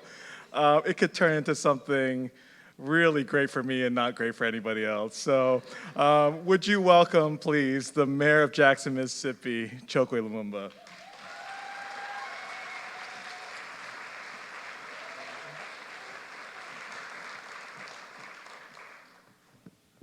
So, Mayor, let's just say why you are a Detroit Lions fan. Just get that out there, and we'll continue on from that. I'll just say that I'm committed to struggle. I'm originally from Detroit, Michigan. Born in Detroit. Moved to Jackson, Mississippi in 1988. Not because we had family there, but my father felt that there was a struggle that we needed to be a part of there. Both of my parents felt that, and so that is what brought us to Mississippi, and it was the best decision they ever made. Yeah. You were elected in 2017. The People's Platform is what you ran on. What are the things that you saw facing Jackson, Mississippi, not only on criminal justice issues, but just kind of the state of the city? What have you seen that? What were you seeing then? Well, Jackson is like many cities that resemble Jackson across the nation, facing cycles of humiliation, poor performing schools, high violence, high crime, failing infrastructure, blighted communities. And so what we felt, the solution to that was exercising our collective genius. What I tell people is that the citizens of Jackson, like any other city, they may or may not be experts in infrastructure, economic development, education, but they all are experts in their condition, right? They all know what has made life difficult over time. They know what their successes have been. And so we feel that having the people's voice and input is absolutely critical. And so our overall agenda is one of giving people more access to their governance. So one of the things that you've done recently is made that access a part of one of the core functions of city government, which is the budget. So participatory budgeting is something that you really made a priority. Give us a sense of what's happening in Jackson with participatory budgeting. Absolutely. First and foremost, I want to shout out Dr. Safi Omari, our Chief of Staff, who's in the audience right here. And I don't know if my sister is anywhere around, but she's on her way if she hasn't made it. But so we feel that a budget for a city is a moral document. It states what our priorities are. It states who we are as a city. And if the people don't have input in that, then that is an indication that we don't value what they have to say. And so we felt it was imperative to have the people's participation in that. And so we went through a year-long process where we identified what our collective values were, no longer trying to scratch where people might not be itching. We wanted to move from a model where we were finding value in what we are funding to a model where we fund what we collectively value. And so that has been a very instructive process. And out of that, specifically, you know, in respect of the central focus of this conference, we were able to fund a position for credible messengers in the city of Jackson. You know, breaking the cycle, and the people's voice was instrumental in that, because what we had been facing is this constant struggle of, well, you need more officers, you need more officers, you need more officers, right? And in reality, there is a need for more officers in Jackson because we've lost so many, right? When we came in office, we knew that the largest class that the city had ever had, all of those officers were eligible for retirement. And so we knew we were going to suffer more decline. So we have put in more recruiting classes, but what I tell people is that you can't out-police crime, that isn't the solution. And so we not only needed to focus on the what, but the why, and get to the root of what those issues are. And so having the citizens there when we passed our budget and speak to the process and speak to how they've been engaged and speak to all of the things that they've learned about our budget and hold the city council and the administration accountable in that process was absolutely imperative and beautiful. For the uninitiated, tell us what credible messengers are and how they work, or how they will work if they haven't worked yet, in the city on violence reduction and other issues. Absolutely. Credible messengers are often returning citizens, individuals who have had a negative experience with the criminal justice process, who have unique experiences and a unique vantage point that they can speak to those people who are at highest risk. They can talk to them about things that I can't necessarily relate to them. You know, people say, well, you're a young mayor, you know, you'll have an ability to talk to young folks to a limited extent, right? But if I haven't been hungry like you've been hungry, right? If I haven't had the challenges at home, if I hadn't had the struggles that many of our young people are dealing with day by day, then you know, there's a certain level of authenticity that is missing in my message. And so what we have to understand is that when we're looking at people who are at highest risk, whether you love them or not, they paint the picture of your city. And so we have to make certain that we are being proactive in how we are addressing the concerns of all of our people, all of our population. One of the things that's a signature of your administration is that you want to deal with criminal justice reform issues, not in the silo, but you're seeing the connections all across with economic justice and racial justice as well. How have you been able to, not only in just kind of what you say, but what you're doing in Jackson, how have you been able to bring those things together? Absolutely. What I share with people is that crime isn't unique to Jackson. It isn't unique to communities that resemble Jackson. Wherever you have high poverty, you have high crime. And so there is an undeniable link between opportunity and crime. We often look at communities and you know, point to how many law enforcement officers they have, like they do in Jackson. They point to some of the bedroom communities and say, well, they have low crime there. First and foremost, it often is a farce, right? You just don't hear about it quite as much. But beyond that, we don't look at the average household income, right? We don't look at the conditions in which the majority of their population are struggling from and what are the conditions which give way to the likelihood of crime. And so we look at how we provide more opportunities. And so one of the things that we have launched is the creation of access centers that connect a underskilled workforce often with the jobs and opportunities of today and tomorrow. I think that if we fail to look at the economic implications of crime, then we're not really sincere with ourselves about our desire to reform the system. I tell people that we tell our children every day that crime doesn't pay. The reality is that crime pays very well. If you look at who it pays the lawyers, right? It pays the judges. It pays the police. We have more police. We didn't even have something called a criminal justice course in colleges until, that's a recent phenomenon. But it pays all of the law enforcement, and we have, look at all of the law enforcement we have. We have city police, we have county police, we have state police, we have federal police, we have secret police, we have secret police who watch the secret police, right? We have prison guards, probation and parole officers, and all of this, if crime were to stop tomorrow, all of those people would be out of jobs. And so one of the necessary components of that is to make certain that we have the over-incarceration of our society that breaks down community. It leads to so many other less than desirable components within our world. And so if we're going to be serious about this idea of criminal justice reform, we have to replace this very upfront economy that this country depends on. So bring that back. Yeah, please. So bringing back something you said earlier about participatory budgeting, how has that process played into some of the budgeting decisions that has been made around what is typically known, and I don't want to use this word about public safety budget because too often we just equate public safety only with policing. But how has that played out so far in this year-long process that you went through? Yeah, just going back to, just the funding of the position of the credible messengers, funding of the violence reduction program that more than just focuses on the end result of crime. When you look at a budget process, first and foremost, most budgeting processes in most cities is you look at whether your revenue has gone up or down.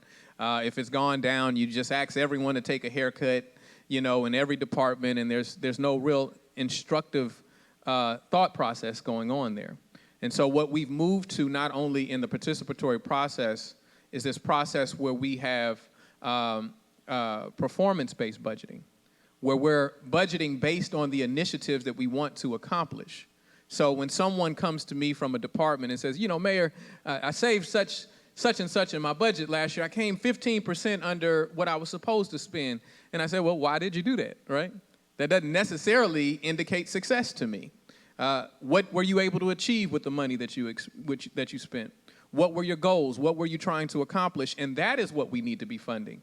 Once again, moving away from finding value in what we're funding to the metric of funding what we collectively value, moving to a point where we're trying to actually, execute certain things within the budget that we have. Can you say that one more time just so everybody can get that? Moving away from finding value in what you're funding to funding what you collectively value. So you're a mayor of the capital of Mississippi. Give us a sense of what you think you can do because you talked about the relationship with the county, the relationship with the state, the relationship with the country. What can a mayor do on the issue not only of violence and crime, but on the issue of reforming the criminal justice system? Well, as you can imagine, I have an absolutely amazing relationship with our governor. No. What I share with people, if your vision for success or your plan for success is one which is dependent on someone else acting on your behalf, you don't have a plan. You have a wish list, right? And so one of the principles that guides our administration, guides the decision-making that we take on, is the principle of self-determination. And so what we raise amongst our community and what we fight for is really understanding the ability to empower and the ability for us to rescue ourselves. When people talk to me and they say, well, how did you feel once Donald Trump was elected president? I tell them, well, the Wednesday after Donald Trump was elected president, I woke up in Mississippi, right? And so that means no matter whether Trump is president, no matter whether you're a big supporter of Barack Obama, when they tell us that the country is experiencing great booms, or if they're telling us we're going through recession, we're always at the bottom. And so what that shows me is that one, the cavalry isn't coming, and two, that what we do for ourselves will be more impactful. And so how does that look? That not only looks like a participatory budgeting process, that looks like when we see a city that has redlining and banks that are actually inviting businesses within the city to move out, and they'll give them more funding. When we see the divestment, when we see businesses who have enjoyed profits in the city but have not been invested back in the city, when we're able to demonstrate through cooperative business initiatives, not as the sole amount of, not the majority of our economy, but as a point of leverage, understanding that we have the largest population, then what does that look like? When we talk about Jackson, a city of 170,000, maybe a little less citizens, but yet it does not have a movie theater within its corporate limit. But all of the bedroom communities have them, and they profit off of the city of Jackson. All of the federal funding that's supposed to go to Jackson, it goes through these community development organizations that use our population in order to build. And so what I tell people, if we're able to fill that gap, if we're able to build our own movie theater, then what do we understand? When people go to the movies, they tend to enjoy a meal before they go to the movies. If they have a little time, maybe they want to do a little shopping. And so once we're able to do that, then it becomes dangerous not to invest in Jackson. It becomes dangerous because they say, well, Jackson doesn't come out here quite as much as they used to. And so it's not operating in the sense that we want to be a danger to our neighbors, but we certainly need to protect our own interests. You've been described as a radical, and I don't know how. One of the underlying themes of what we've been discussing at this conference so far is the idea of transformation. And there are times when you're reaching for transformation, but then you're taking these incremental steps along the way, or steps along the way. How do you balance the two between kind of a radical vision and staying true to that throughout all of the obstacles that come in the way just in everyday life? Well, radical doesn't necessarily mean reckless, right? And there's a quote that the reasonable man adapts himself to the world. The unreasonable man forces the world to adapt to him. Therefore, all progress is dependent upon the unreasonable man, right? So I keep that in vision. But then, this label of radical was not one that I applied to myself. I was called radical during the campaign. My father was called radical when he was running for office. And so I looked up the definition of radical.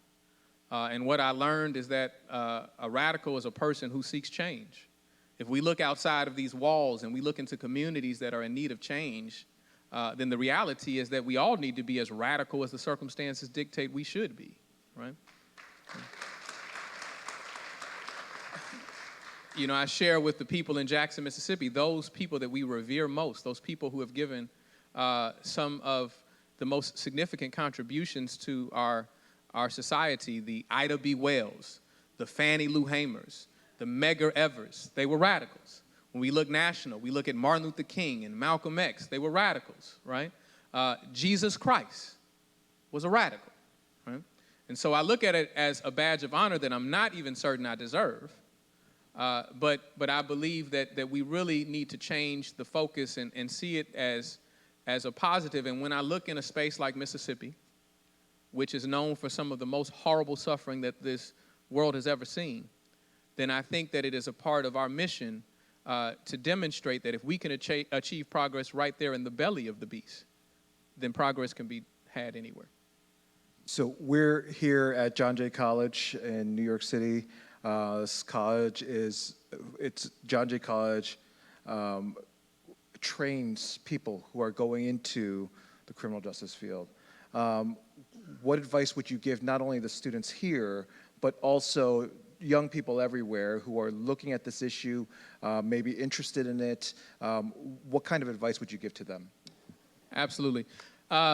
First, I would invite them to look at this institution as a marketplace of ideas, a marketplace where just as important as what your professors provide you is what you learn amongst one another and how you push issues and don't necessarily accept it. It's just like my father told me when I was a little boy. He said, you know, I'm not trying to teach you what to think.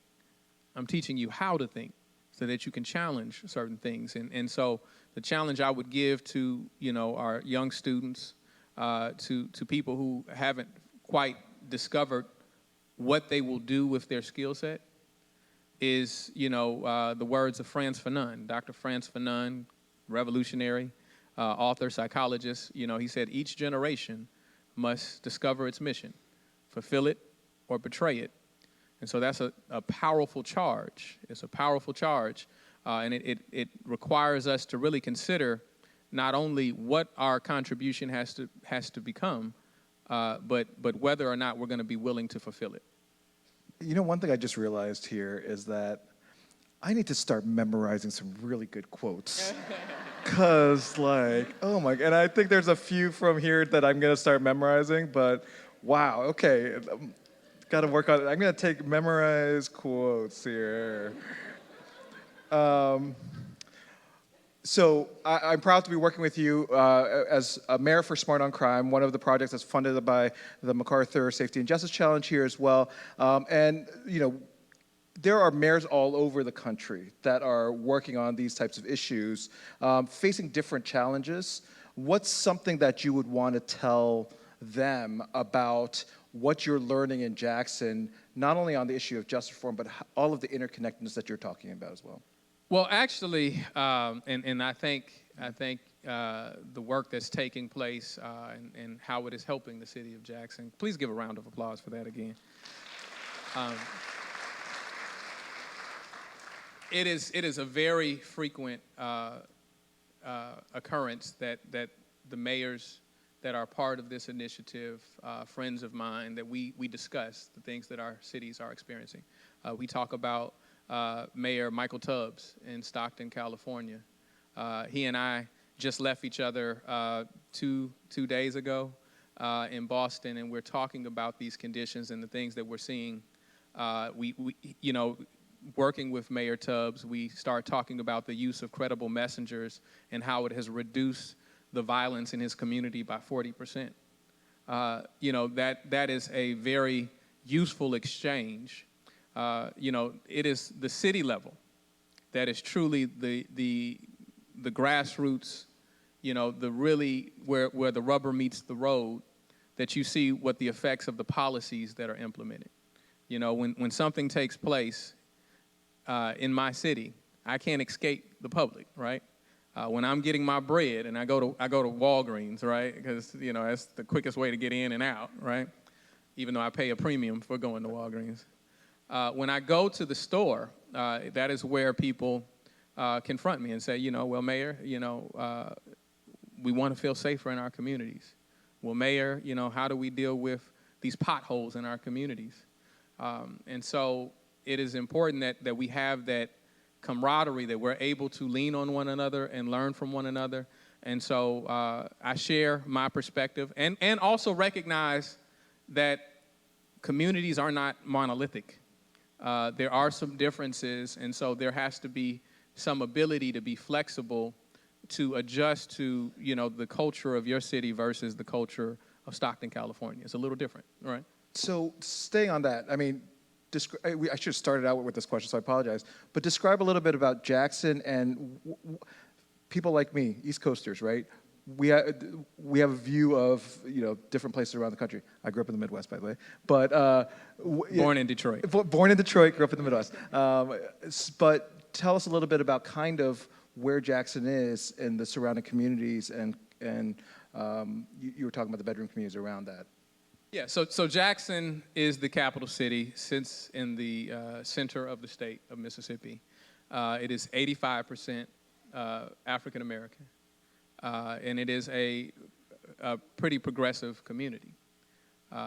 There are citizens, in fact, I tell people that the greatest resource, and this isn't just a politician talking, right? The greatest resource that the city has are our constituents.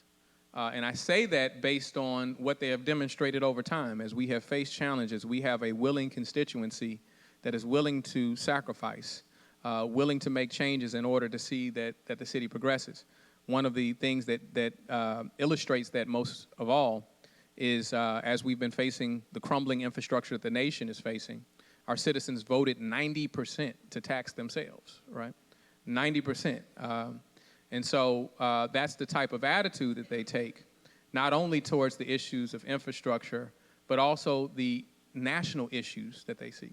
Just recently, many of you saw the ICE raids that took place in Mississippi, and while those raids did not take place within the corporate limit of the city of Jackson, it certainly impacted people that travel through the city, some that may live in the city, many of which their children go to school in the city.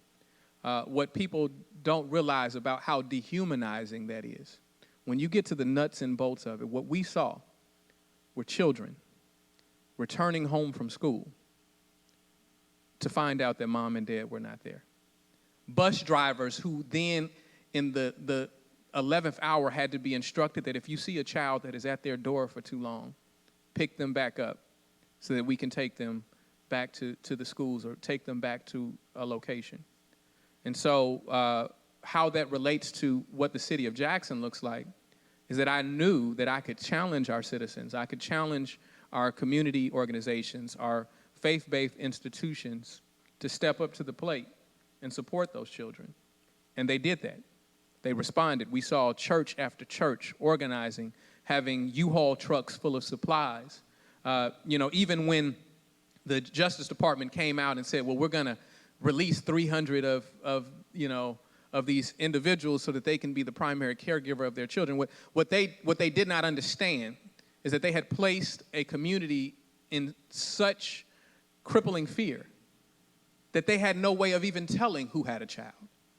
Because there were some people so afraid to say that I have a child for fear that they would be put into the system and not know how their child would be treated in that circumstance.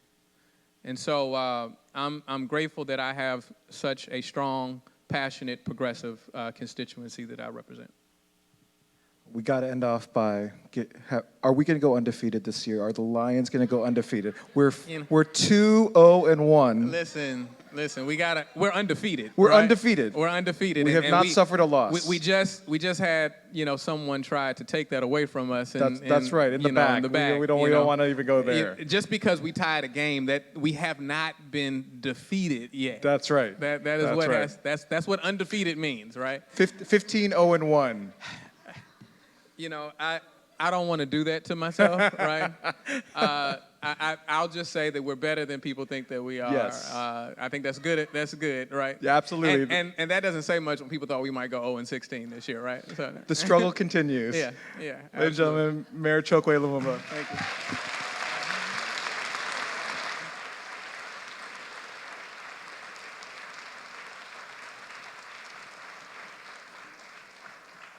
Seriously, this could have gone for, not the football part, but it could have gone for a while. What an incredible leader in an important city in the country. I want to bring to this stage two other people who are just dynamic individuals, people who are leading in the criminal justice reform movement. One is a friend, a former colleague, Deanna Hoskins, who leads Just Leadership USA from Ohio, where I grew up, even if I was born in Detroit, but grew up in Ohio.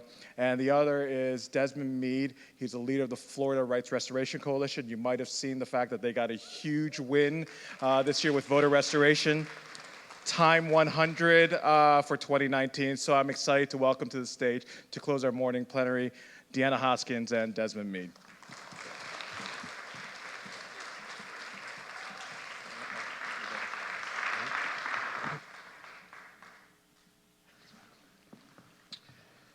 Good afternoon. How are you guys? So, Desmond, before we get started, I think most people know a little bit about Amendment 4. Can you give us a little bit more of what Amendment 4 is and who it impacted? Yeah, I think I do have to talk about it because that applause for our victory was kind of weak. So that's a little bit better.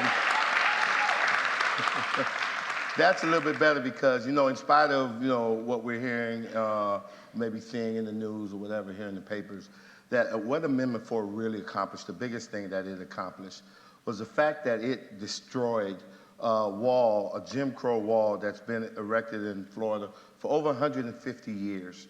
You know, where a person, anyone in Florida who was convicted of a felony offense lost the right to vote for life.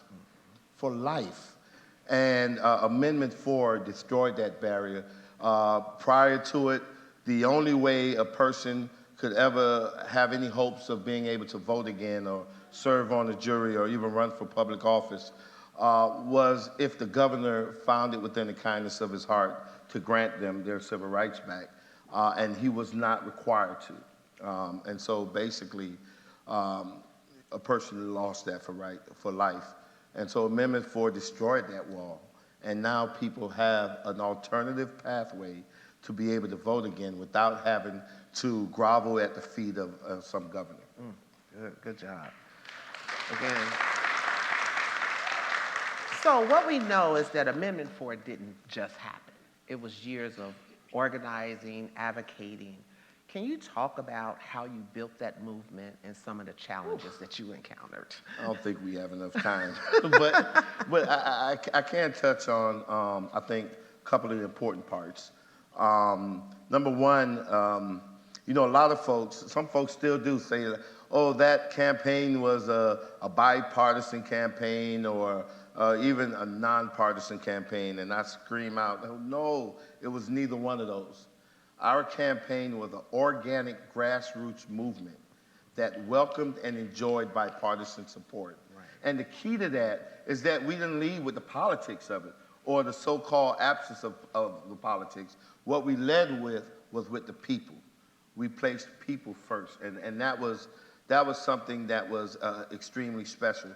And then, of course, you know, one of the other uniqueness of Amendment 4 campaign and what made the journey, I think, hard and long was the fact that it was led by directly impacted people.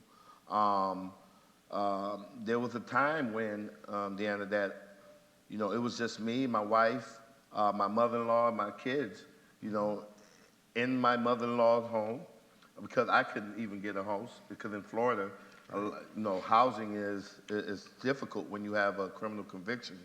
But you know, for a while, it was just my family, you know, working on a campaign for a state the size of Florida. And, you know, working out of my car, driving 50,000 miles a year, you know, to talk to people about felon disenfranchisement, and having a strong cadre of committed returning citizens and volunteers that, in spite of what the professionals said, believed that it was the right thing to do. And they dedicated long hours, they dedicated, sacrificed their money to support our efforts. So I think when you were speaking on the people first, one of the things and images that I remember is during the campaign, there was when John Legend came down. And they had these reels of you actually going to make sure people who could vote would vote. And for me, it was that passion that showed up on that screen of, here's a guy who don't even have the right to vote, but is totally hurt that people who can vote weren't voting. Can you tell me at that moment, when did it click of, okay, I gotta take charge of this? Wow, I mean, yeah, it actually happened in March of 2011. And what happened was that we had a new governor, just recently elected, Governor Rick Scott. And he got in office, and the first thing he did with his cabinet was revise the clemency policies, right? And made it even harder than what it was before. The 4 years prior to that, we had Governor Chris, who had a policy which allowed over 155,000 people in 4 years to actually have their civil rights restored. And then immediately after Governor Scott got in office, the very first thing he did was undo those changes and made it even more difficult. And so when you stop and think, it was like, wait a minute. There's something fundamentally wrong when 4 politicians could decide which American citizen get to vote and which don't get to vote by just with a signature on a piece of paper. right? And that was very troubling. And when I looked around and I was like, wait a minute, this guy won by only 63,000 votes. And then at the time, it was over 1.54 million people in Florida who couldn't vote because of a felony conviction. And there were over 1.7 million people of color who was registered voters that was related to the people who couldn't vote, who didn't even vote in that election. Wow. And I was like, wait a minute, something has got to change. And we need to take that type of power out of the hands of politicians, no matter if they're Democrat, Republican, or whatever. Because anytime politicians get to say, have a word in who gets a vote and who don't, that leaves room for partisan politics to play a role in that. And that's not what democracy is all about. Thank you. And so, and so it was in that moment that I was like, wait a minute, maybe if I can get half of those 1.54 million people to get one person that loves them enough to vote on behalf of them, that something could come about. And that was the start of our campaign, right? Which I really didn't even realize it at the time, because we didn't launch a campaign until 3 years later. But what that did was it formed the foundation, and the foundation was that number one, directly impacted people or returning citizens can play a role in transforming the state. And then number two was that what defeats all this political nonsense and back and forth and gamesmanship, what defeats all of this fear-mongering and division and divisiveness, what defeats darkness, what defeats fear, what defeats hate, is love. It's love. And so to get people to vote based on love was founded right then and there. Wow. And it took us to this moment right now where we believe that, and I'm excited because in Florida, Florida Rights Restoration Coalition, we are embarking on an amazing transformational journey to actually change the culture around voting.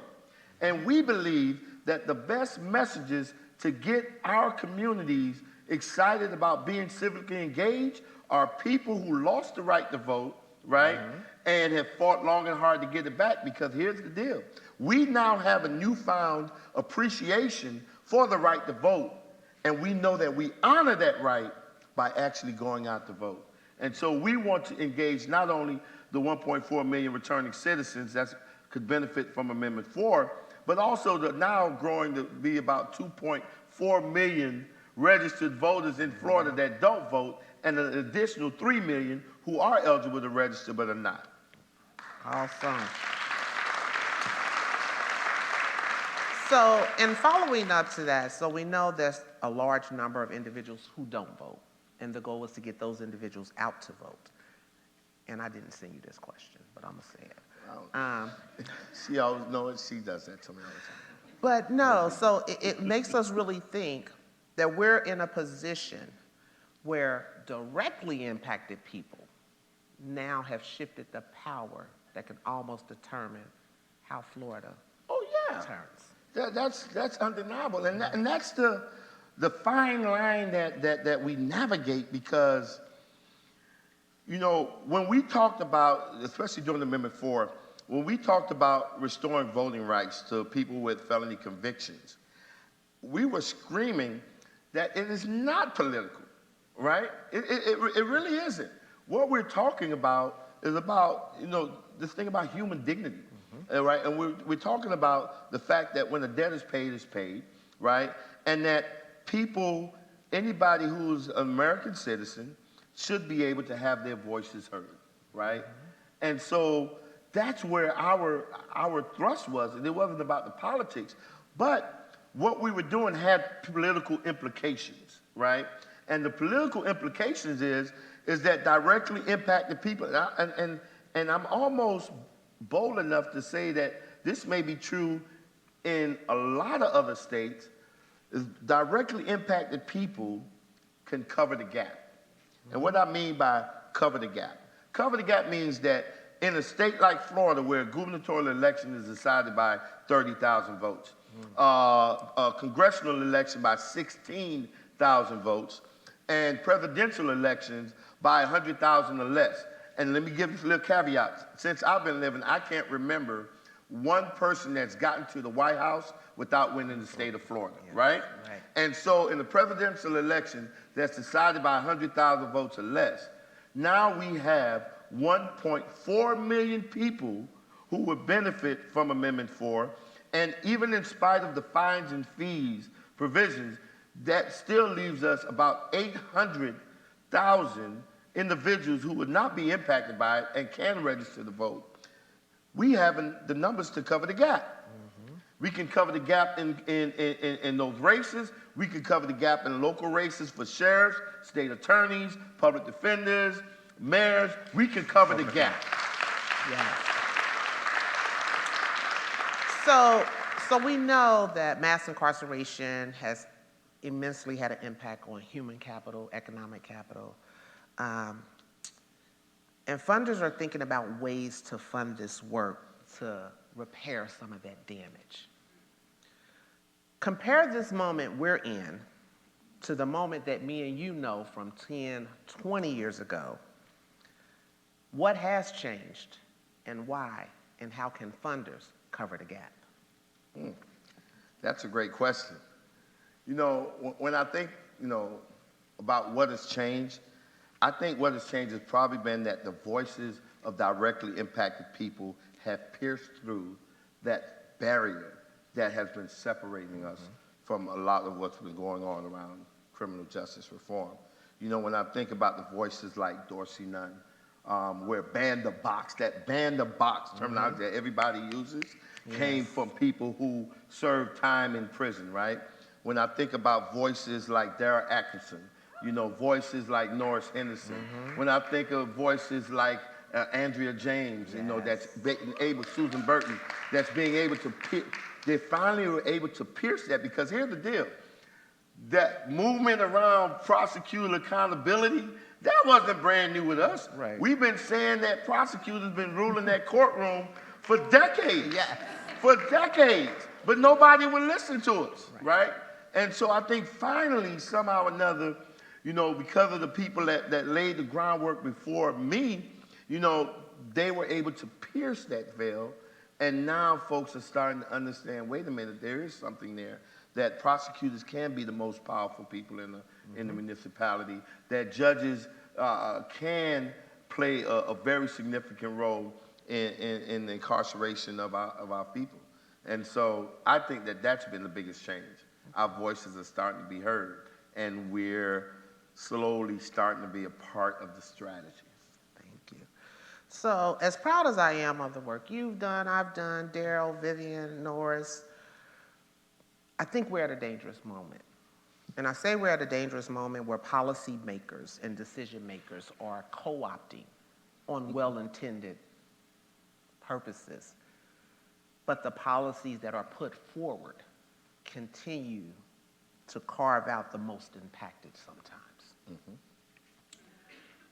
So when we think about human dignity, and we keep human dignity at the center of this, in your own words, tell me what human dignity means. And if we're truly going from incremental steps to real transformation, what does that look like?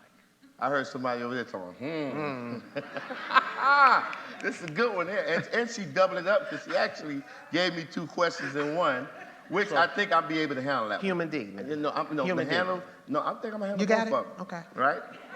Listen, I learned from the best. My wife is out there somewhere, I think, and she taught me how to do this thing here. But, so here's the thing.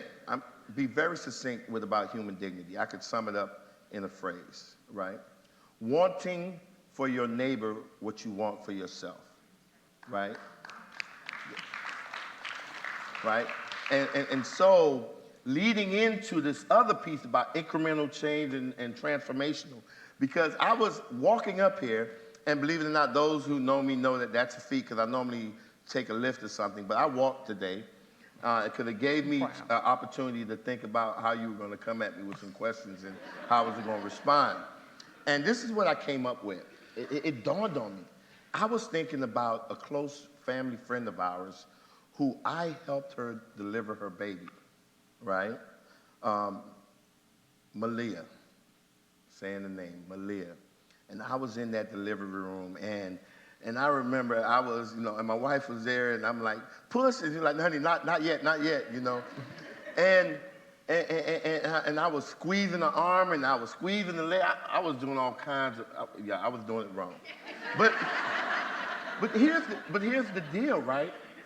No matter how well-intentioned I was, no matter how much I thought I knew about childbirth, at the end of the day, I don't have a clue about this thing here, this process.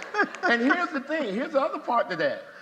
No matter how much I may empathize, I cannot, and I have not had that experience of the pain that's associated with childbirth. You with me?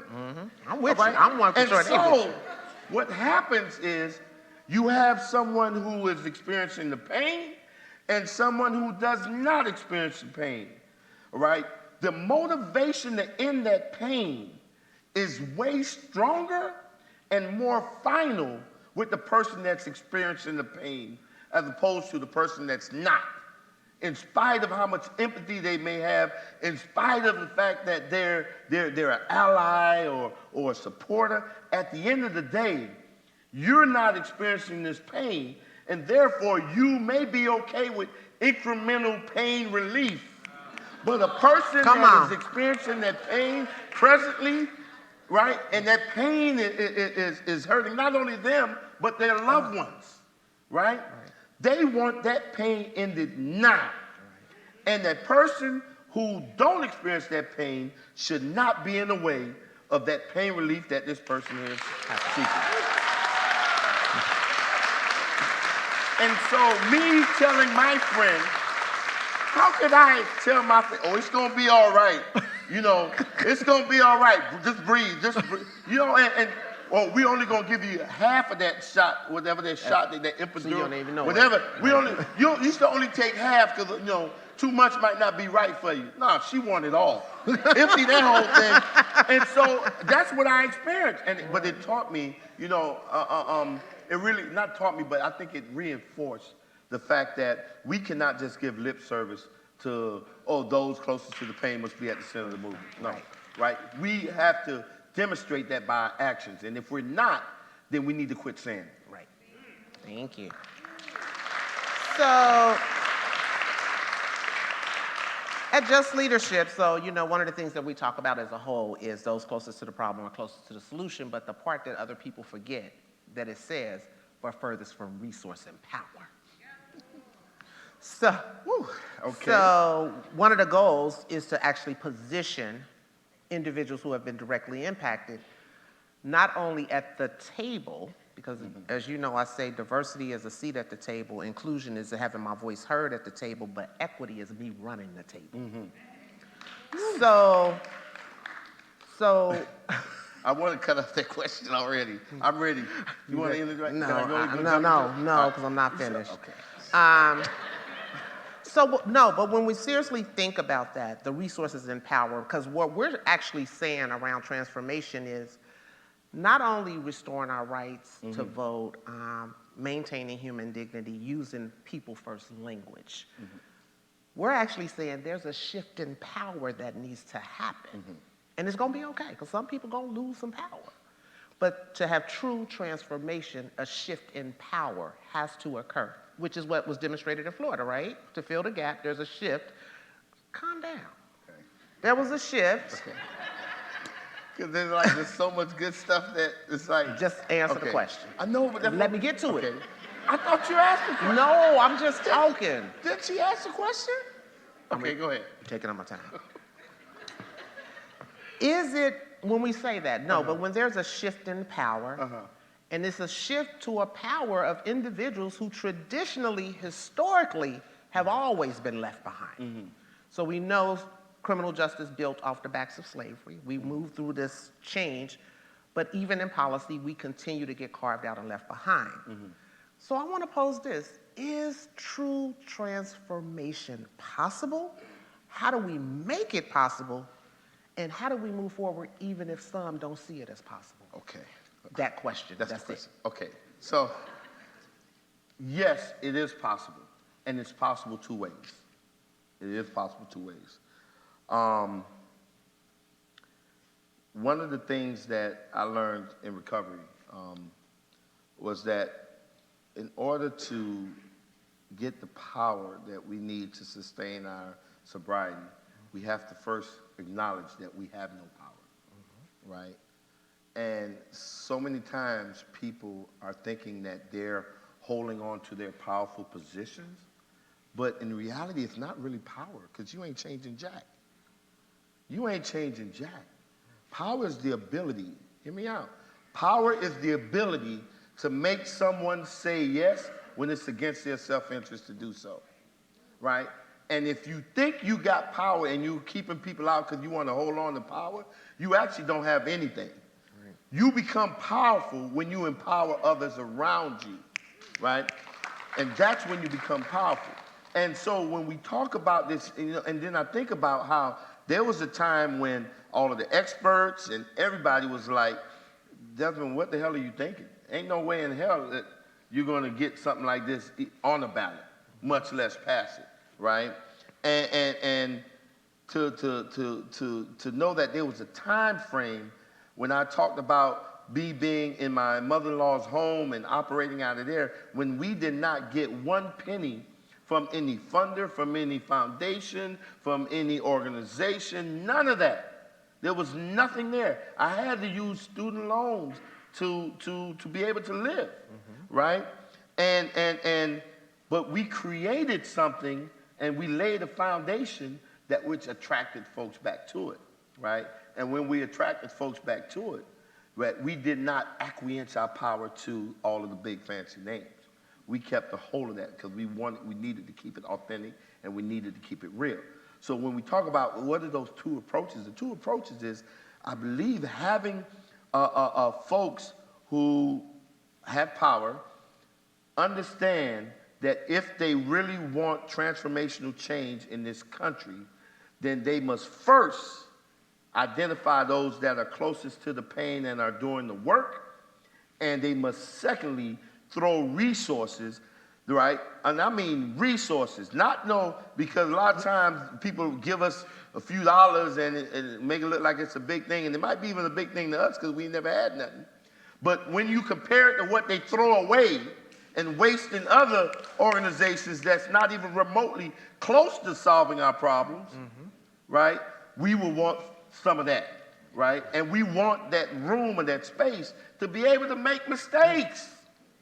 Because the thing about being radical, right, is that word that's run parallel to being radical is being bold. And it's hard to be bold when you're thinking about, man, if I do this wrong, they're going to yank the funding. If I do this wrong, no more funding is going to come. And so you're forced to, in this box.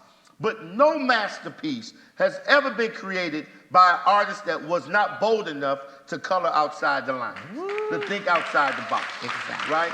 And so if we want that, then we have to be bold. And so that person that's in power can allow us that space to be bold and to be radical. Right. And don't be scared of that word radical, right?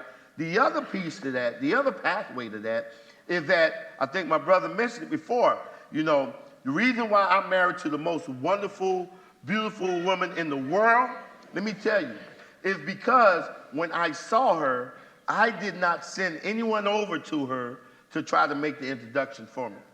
Right? Because the last time I did that in elementary school, my friend never came back. Right?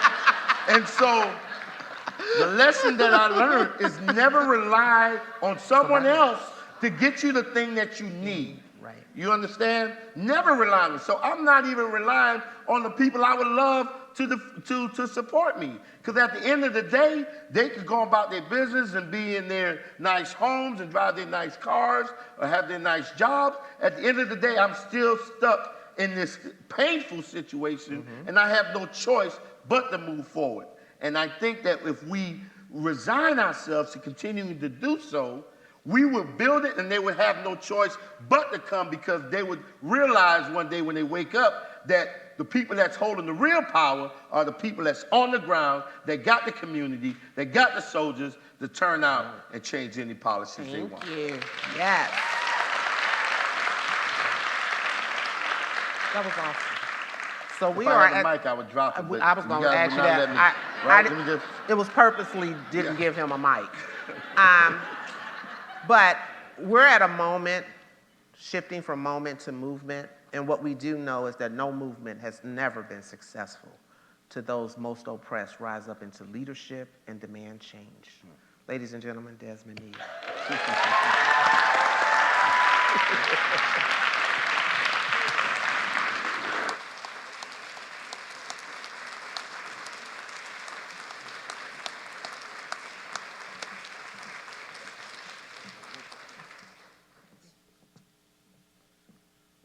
Wow.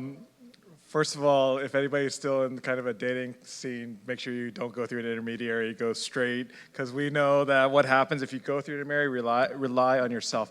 Thank you to Desmond Nee. Thank you to Deanna Hoskins for closing out this morning session with such inspirational and powerful words. 1:45, back here, College Behind Bars. It's going to be amazing. Right now for lunch, go up to the second floor where you had lunch yesterday. It's ready for you up there. For those of you who are here for a meeting with Carter Stewart, you're going to go to the 6th floor, and it's going to be in the moot court room. So those of you who are meeting here for the meeting that Carter Stewart organized, 6th floor moot court room. We'll see you back here at 1:45.